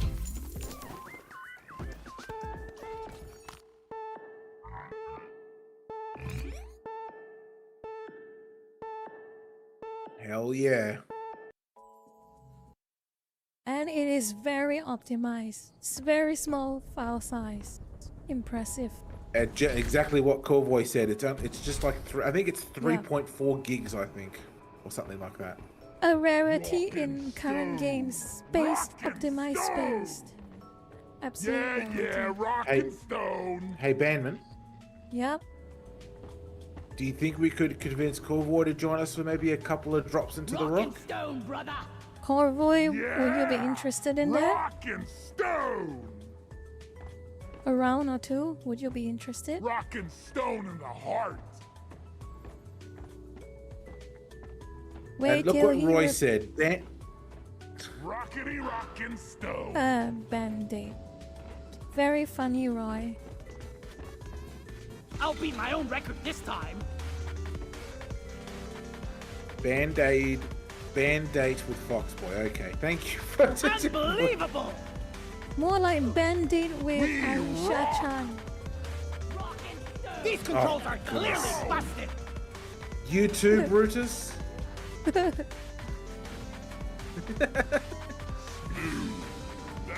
pretty. Smart stout for everyone. Yeah, on me. Damn, that's unfortunate. Easy peasy, glyph and squeezy. Darkness, yes, you can actually play this game single player. You actually have Oh an boy, option. Corvoy is here. Exciting. Oh, Cowboy's already here. Hey, Cowboy or Akane, welcome. You want to join? Hang on. You want to go in the voice chat as well with us? Elimination mission. Leave no dwarf behind. Elimination or coin extraction. That is the on-demand missions right now.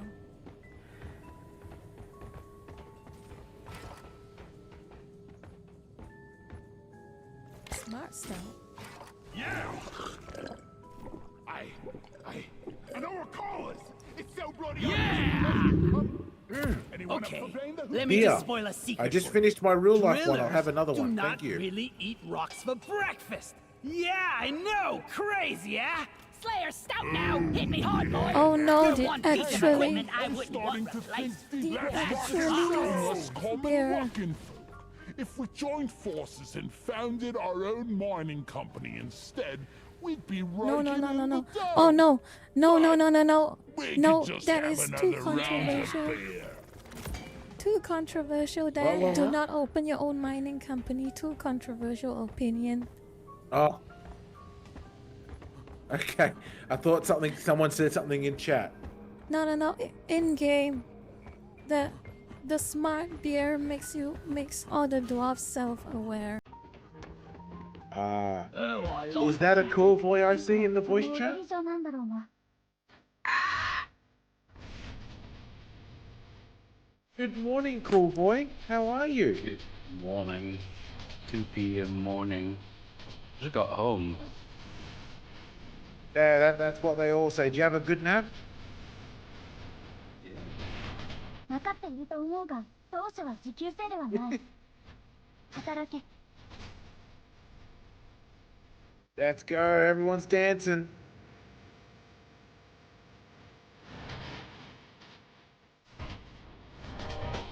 今のの動きなのは分かったから。もういい。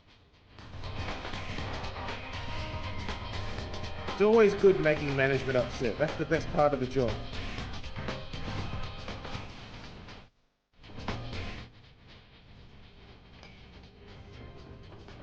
Let's do another point extraction or an elimination. Yeah, elimination What or would you point all like to extraction. do? Whichever that advances, that levels up the battle pass, Get the in season my pass. Much better. Elimination was it? Did you say? Either elimination or another point extraction. So Sure thing. Oh, we no. can do that. I found one. so 作 either 戦準備は完了し、ドットも準備されている。ドロップドットに乗り込め。 But yeah, cool boy had a good day out today. Have Rock fun. and stew. 効果試験開始。 Come on, guys. Rock and stew. Oh, Mr. Dice Guy. If I had a credit for every rock and Rock. stew, leave no Rock and dwarf behind. Rock and stone, everyone. Rock on. Oh, see you, buddy. My life for rock. Hurry up. I'm getting younger. So what do you do today, cool boy? What do you do today? Had some errands to run, and then I ate at McD. Hope it'll be easier than the You know what last they time. call 40 Come on, grow some balls. My life for rock What? and stone. Royale with cheese. Job done to get back in a hurry. 海中駆除の時間だ。 How long have you been waiting to say that? の前を捉えたが、奴らがさらに悪い何かを a couple of minutes? 俺の右林にするんだ。アドバイス、十分な弾薬を持っていけ。あいつらはかなりタフだぞ。 Boy, bandits. Yeah, let's get all the gold. Let's fucking. Oh no, that's right, it's gone. Hello. This has no value. Time to Oh, find that's Molly. right. Where is What button summons Molly again? I can't remember. Let me check. There is nitro over here. Let me To check. me, it's C, Charlie. Oh, Charlie. Where is Oh, that there we go. damn I mule? remember Like now. another Okay. posset.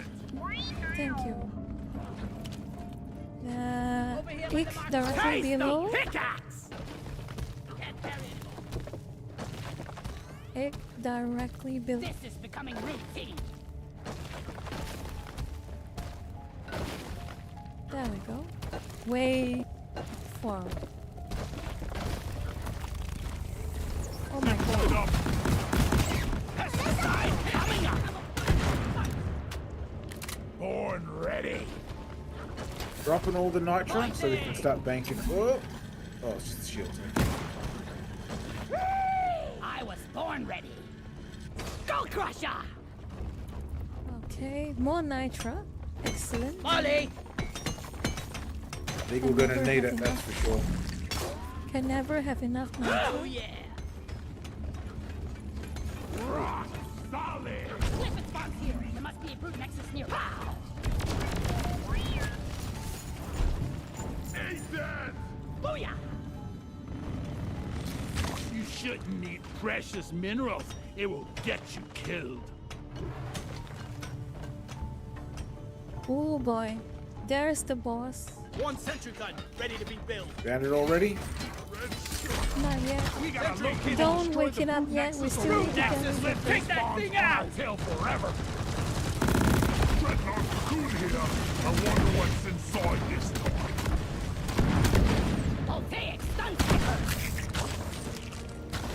Zip right up. Sentry gun needs assembling. Wally is on the way. Weapon ready. Oh yes, Sentry's nitro. done. More, Go get him, more. boy. We will need it for the boss fight for sure. Absolutely. Metal loot bug. Reloading.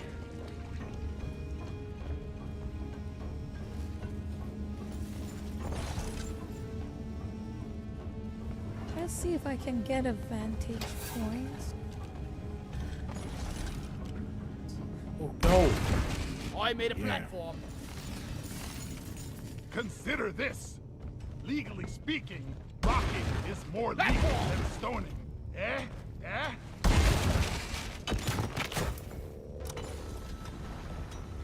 Yeah, give me it all. Give me it all.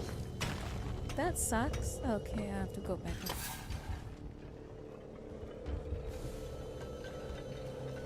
More platforms on base. Oh damn it, not again.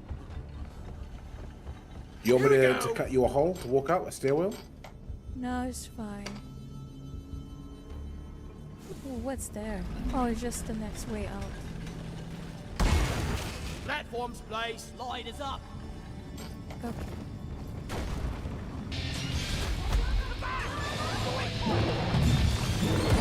Here it comes. Oh, there's two of them.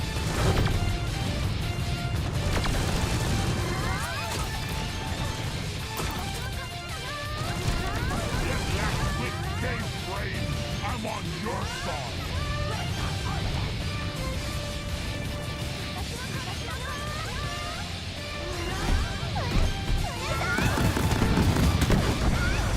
Oh Down. no!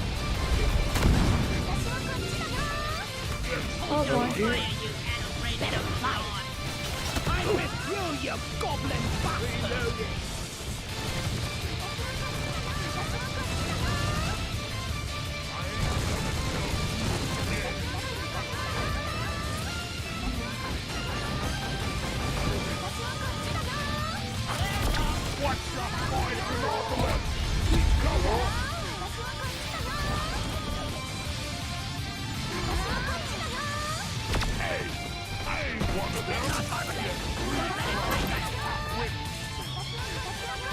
Watch your sideline. This one likes to shoot from the distance. Come on. Straight bullet.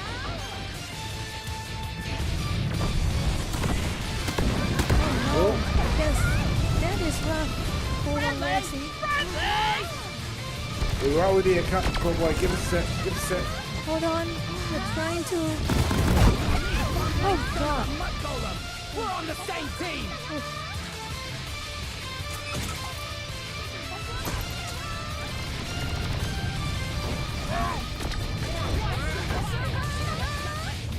Oh, they're both here. One dead. Dreadnought lacerator down. The artillery one is still. Oh my god. I got you, buddy. I got you.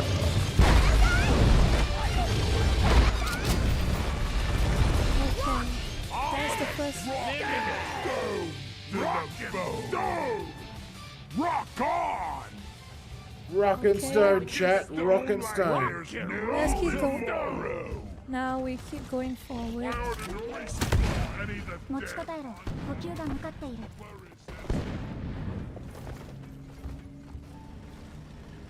Reload your guns, everyone. Reload your guns.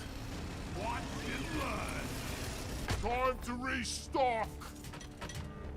Ready to kill some more crates. Getting more ammo. Never felt better. Feel much better now.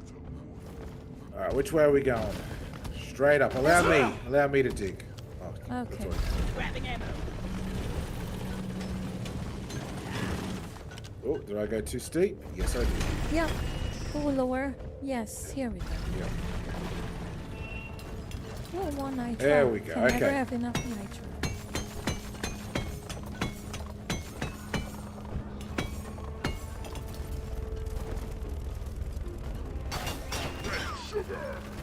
Oh, more nitro in the air.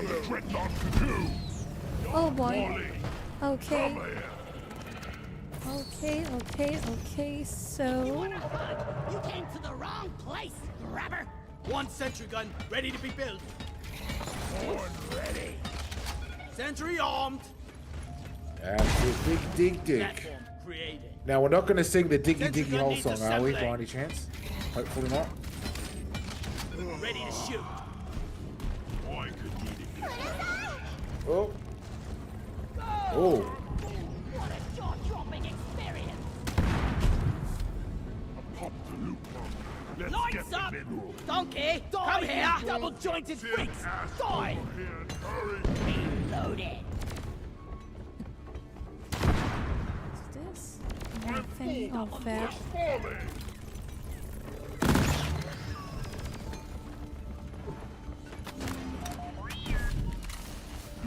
If only this bloody bucket was bigger. A lot bigger. Yeah. Platform up! Yeah, there's a lot of Lulu caps out here. I've found so far, I think, 2 myself. Down. One sentry gun ready to be built. It's armed and ready. Okay. One sentry gun ready to be built. Guys, are you blind? Look over here. Should be ready now. Weapon ready. Shadow Commander, welcome to the stream. I'm glad you managed to make it.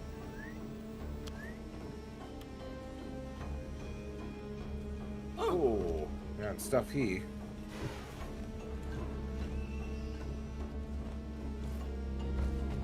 I found a massive cavern, so I'm once we wondering get this if one done, we fighting can probably come monks here and get the rest. Oh, no, that's probably the way to the rest of the dreadnoughts. Watch out for the I was born boss ready. soon. Yep, I will be right there to help.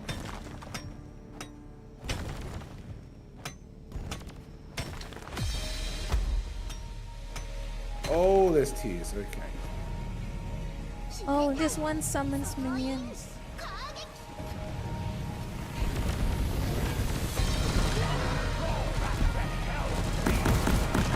Lifted Sentinel eradicated! Shredder swarm deployed!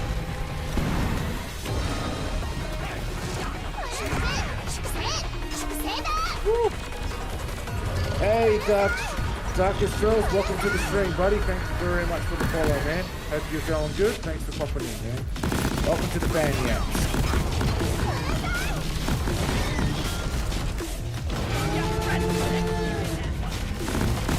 That's it.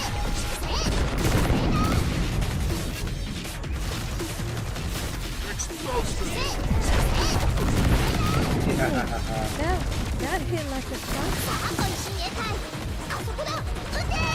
The C4 makes bloody carves up the map, that's for sure.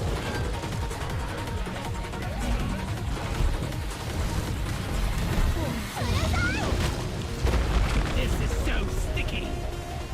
Lighting! I needed that. Come on, let's go. Rock and roll. Reloaded. Let there be light. Ah, it's hard to move. Bloody sword healed out in here. Bloody Oh, they're coming.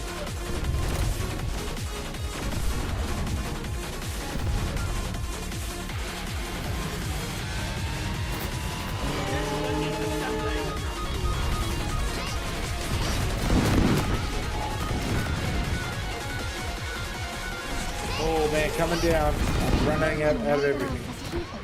補給トットはすぐに作って。 Rock and roll.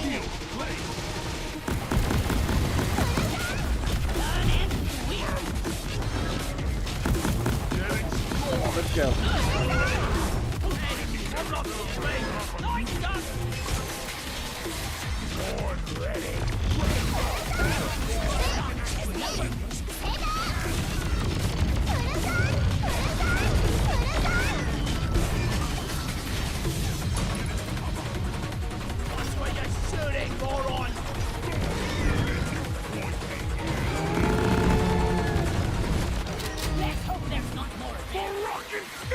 Yeah, let's go. Rock and go! Covering fire! I'm taking some of the Ammo ammo. taken. Yes. Ready to kill some more crepes. Feel much better now. Okay. Have The fun, next chat. This eight- is getting good. The next Shields ready egg again. should be Over here, where I am. Yeah. It's where I am. I've already cut the way through it. Oh. Pretty sure it was this way. Yep, this way.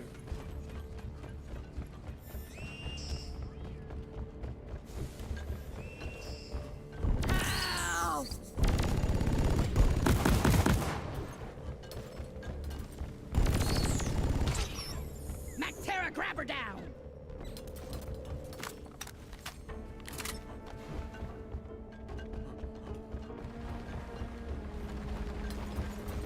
Pow! I got the deposit. Eat it! Die!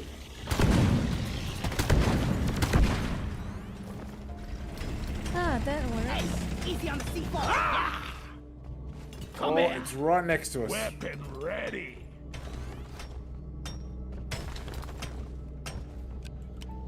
I called for the mule. Mark her up. I need the mule right here, right now. From A to B, and me in space, the thunder down under. Lloyd is up. Still boy. Watch it. Yeah, Oh, either oh, way. Bloody target painted on my back or what? Bam!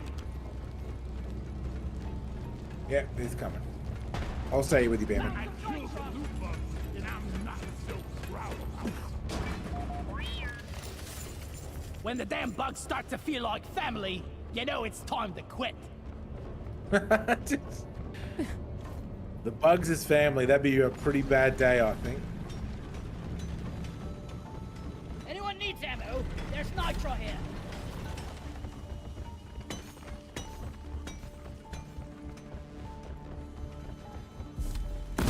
You're a stain on the floor.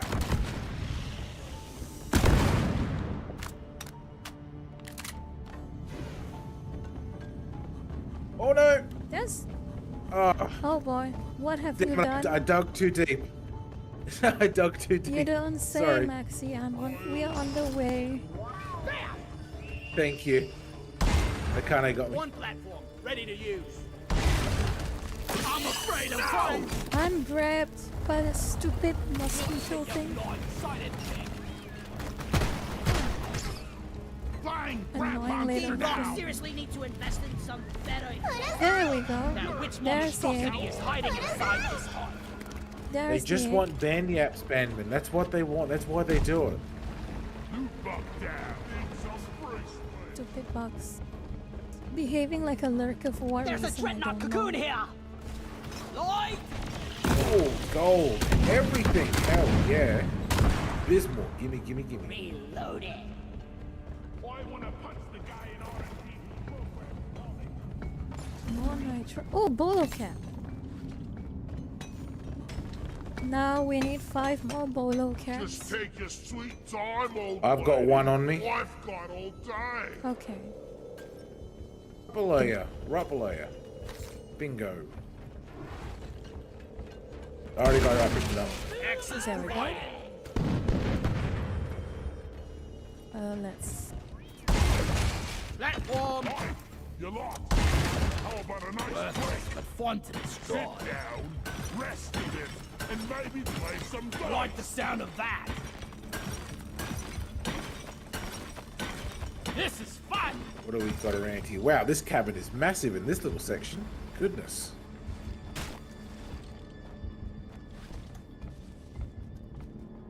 I ordered a resupply. 了解した補給ポットを向かわせる Here, get into cover. the sound of that. Supply pod is here. Everybody collect ammo. So, cool boy, you gonna do a stream yourself today, or just take it easy? I'm streaming tonight. This is a big one. Playing Killing Floor. Oh, another duel.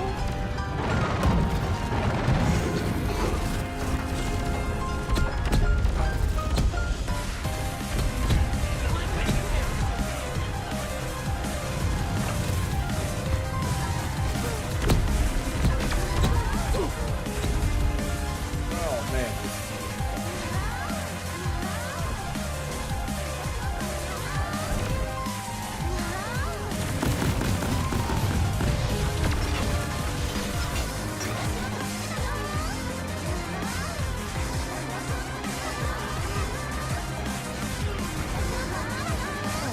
I'm coming.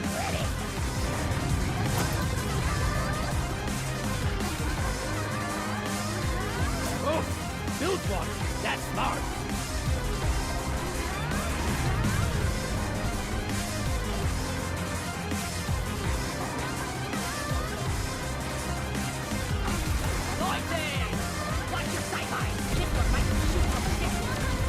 Oh, there you are.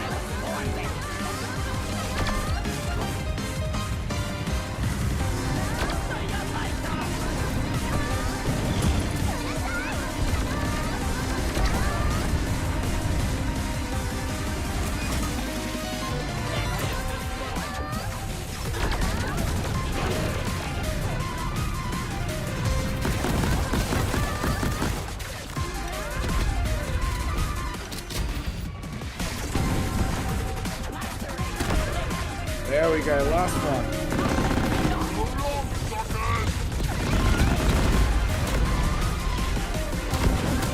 Oh, that's it. 今のところドレッドノートはこれで全部か。よくやった。準備ができたらミュールのボタンを迎えに行く。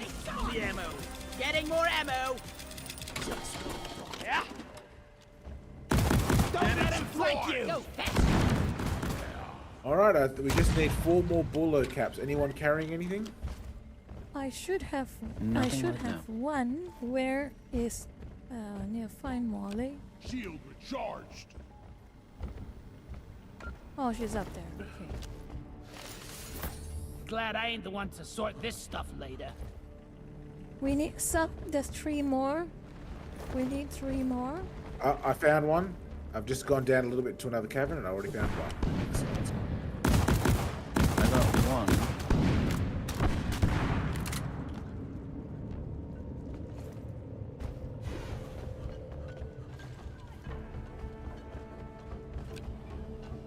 And here's number 2. And number 3. There we go. I got them. Found all 3. Oh, more gold.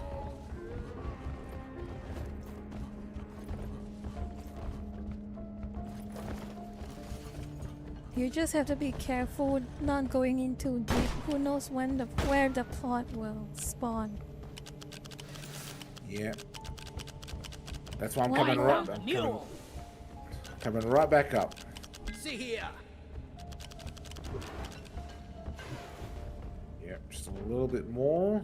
Come out straight. Lighting up. That's Zip line done. There we go. Lock and load. Hello, everyone. 尽くすべき目標の達成です。 When I'm done working for We are ready 仕事 to を片 leave. 付けてくれ。 starting my own bloody Let's get out of here, chat. Show 'em how it's Let's get done. out of here, Bandman. ドロップとっとい装置。そこで待機。 Preserve your bullets.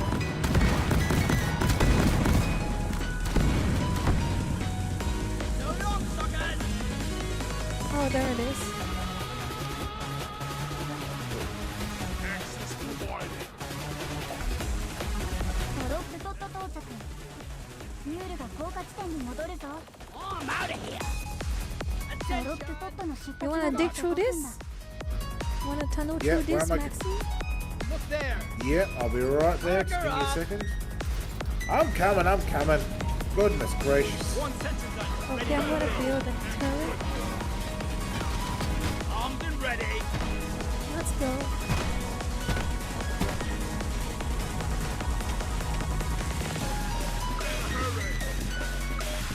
man, this thing's overheating really quick.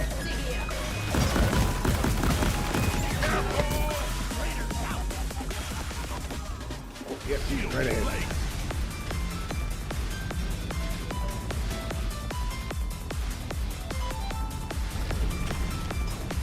We're free. Let's go.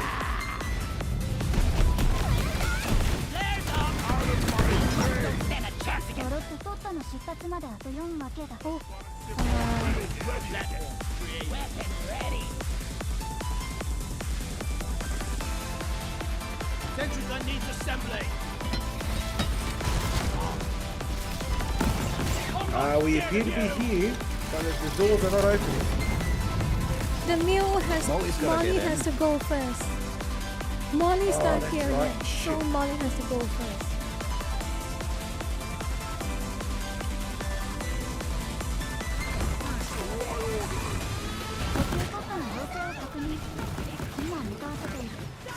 Reloading.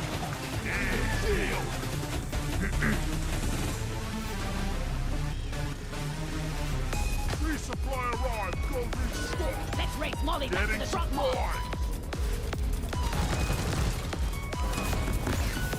I'm not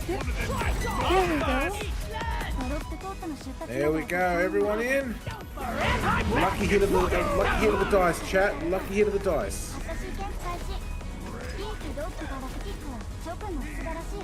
It's part of the mod, yeah. I got a Blue Archive music mod. I love Blue Archive music. Right. Team effort. That was really fun, but I'm getting really tired. It's actually nearly midnight here now. I think I might Yep. call it here, guys. Okay. That's good, that's good. So we will conclude the collab as well. Okay?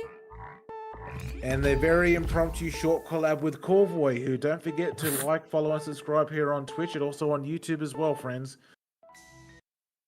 Since Corvoy managed to drop in, I'll show Lurkus. Don't leave yet. I'll show Lurkus. Me like a stone. Hold on. Let me claim my season rewards first, and I'll end the stream.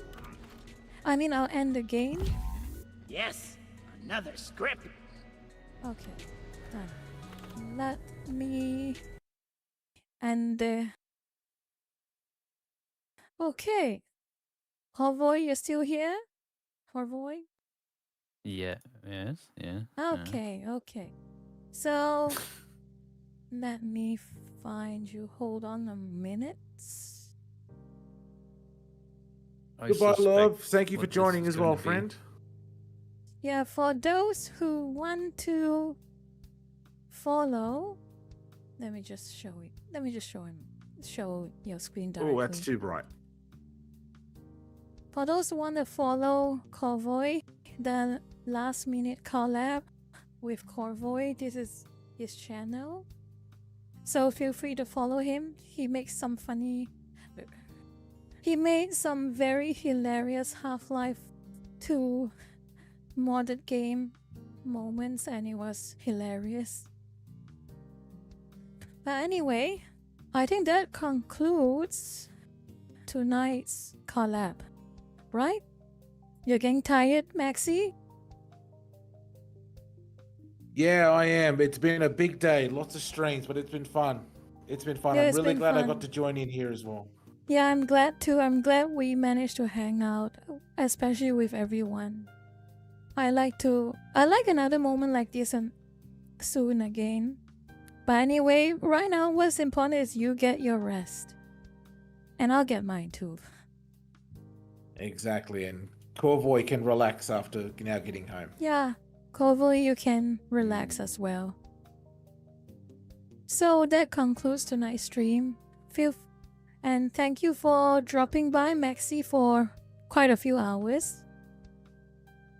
Appreciate it.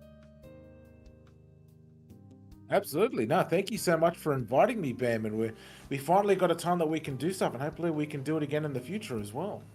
For sure, for sure. That is going to be expected. We will plan out another time. Absolutely, I agree. Wait a minute, who changed my group? Who changed the group chat? Oh, you noticed it. I believe Rat did because Rat started it. Rat. I cannot believe him. Oh my goodness. What? What? I cannot believe this. I got blindsided. My goodness. But fine. Fine. We'll have nothing. Mock time. Good night, everyone. Good night. Have a good day. Good Thank night. you good for the evening. Hope 10. you all have a wonderful Yeah. day and weekend. Glad I'll be able to make the whole stream, miss the first 20 minutes. Oh well, and that's fine. I'm glad you managed to make it, and thank you so much for the 10 super chat. And I really appreciate that. But anyway, I think I should let Maxi go before he collapses from exhaustion. Yeah. I know I need to practice Yeah. for my upcoming marathon when I get more subs. Yeah, the, you definitely should. It's just a matter of time. The only question is how much time you have to prep that. Exactly. Yep. Exactly. So anyway, Cowboy, have you seen the post about it? Yeah, I saw it. I was on the commute. A little bit. You excited to watch me potentially rage quit doing a Half-Life no death run? Perhaps. Take care of yourself. Don't break any Yeah. bones or. Exactly. All right, everyone's tired. Good night, everyone. Good Yeah, night. good Have a night. good night. I will talk to you all later. Goodbye. yeah, Good night, goodbye. Maxi. And good night. Goodbye to you, Corvoy. I will talk to you on another day. Okay? Yes. Okay.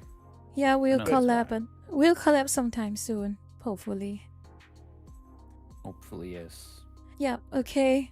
Have a good day and have a good night, Maxi. To both of you, have a good day and night. And I'll be hanging good up. night. See you, Okay. Cowboy. Take care. See you. And that concludes the collab. Okay.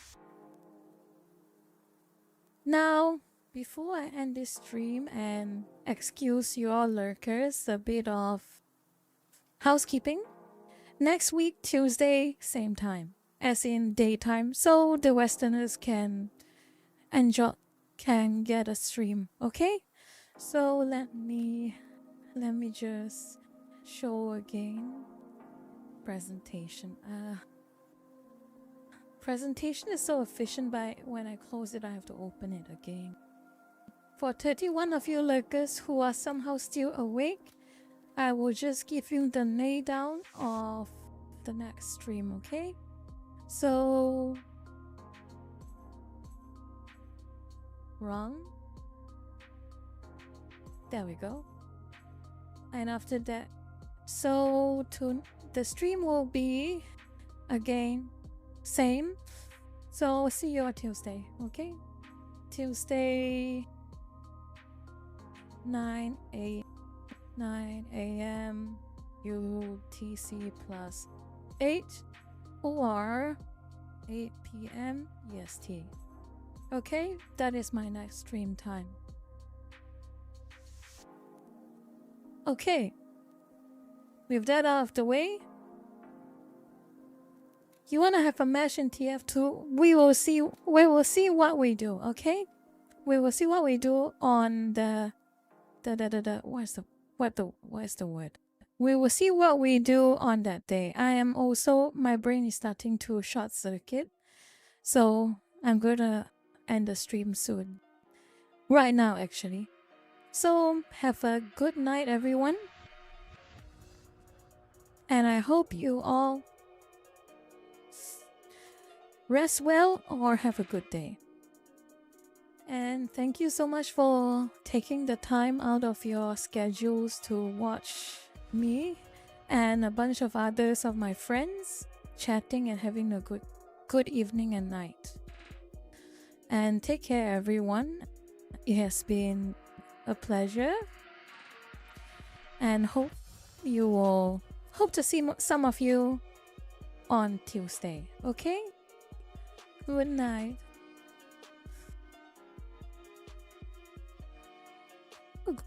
No, seriously, good night. Good night. Bye.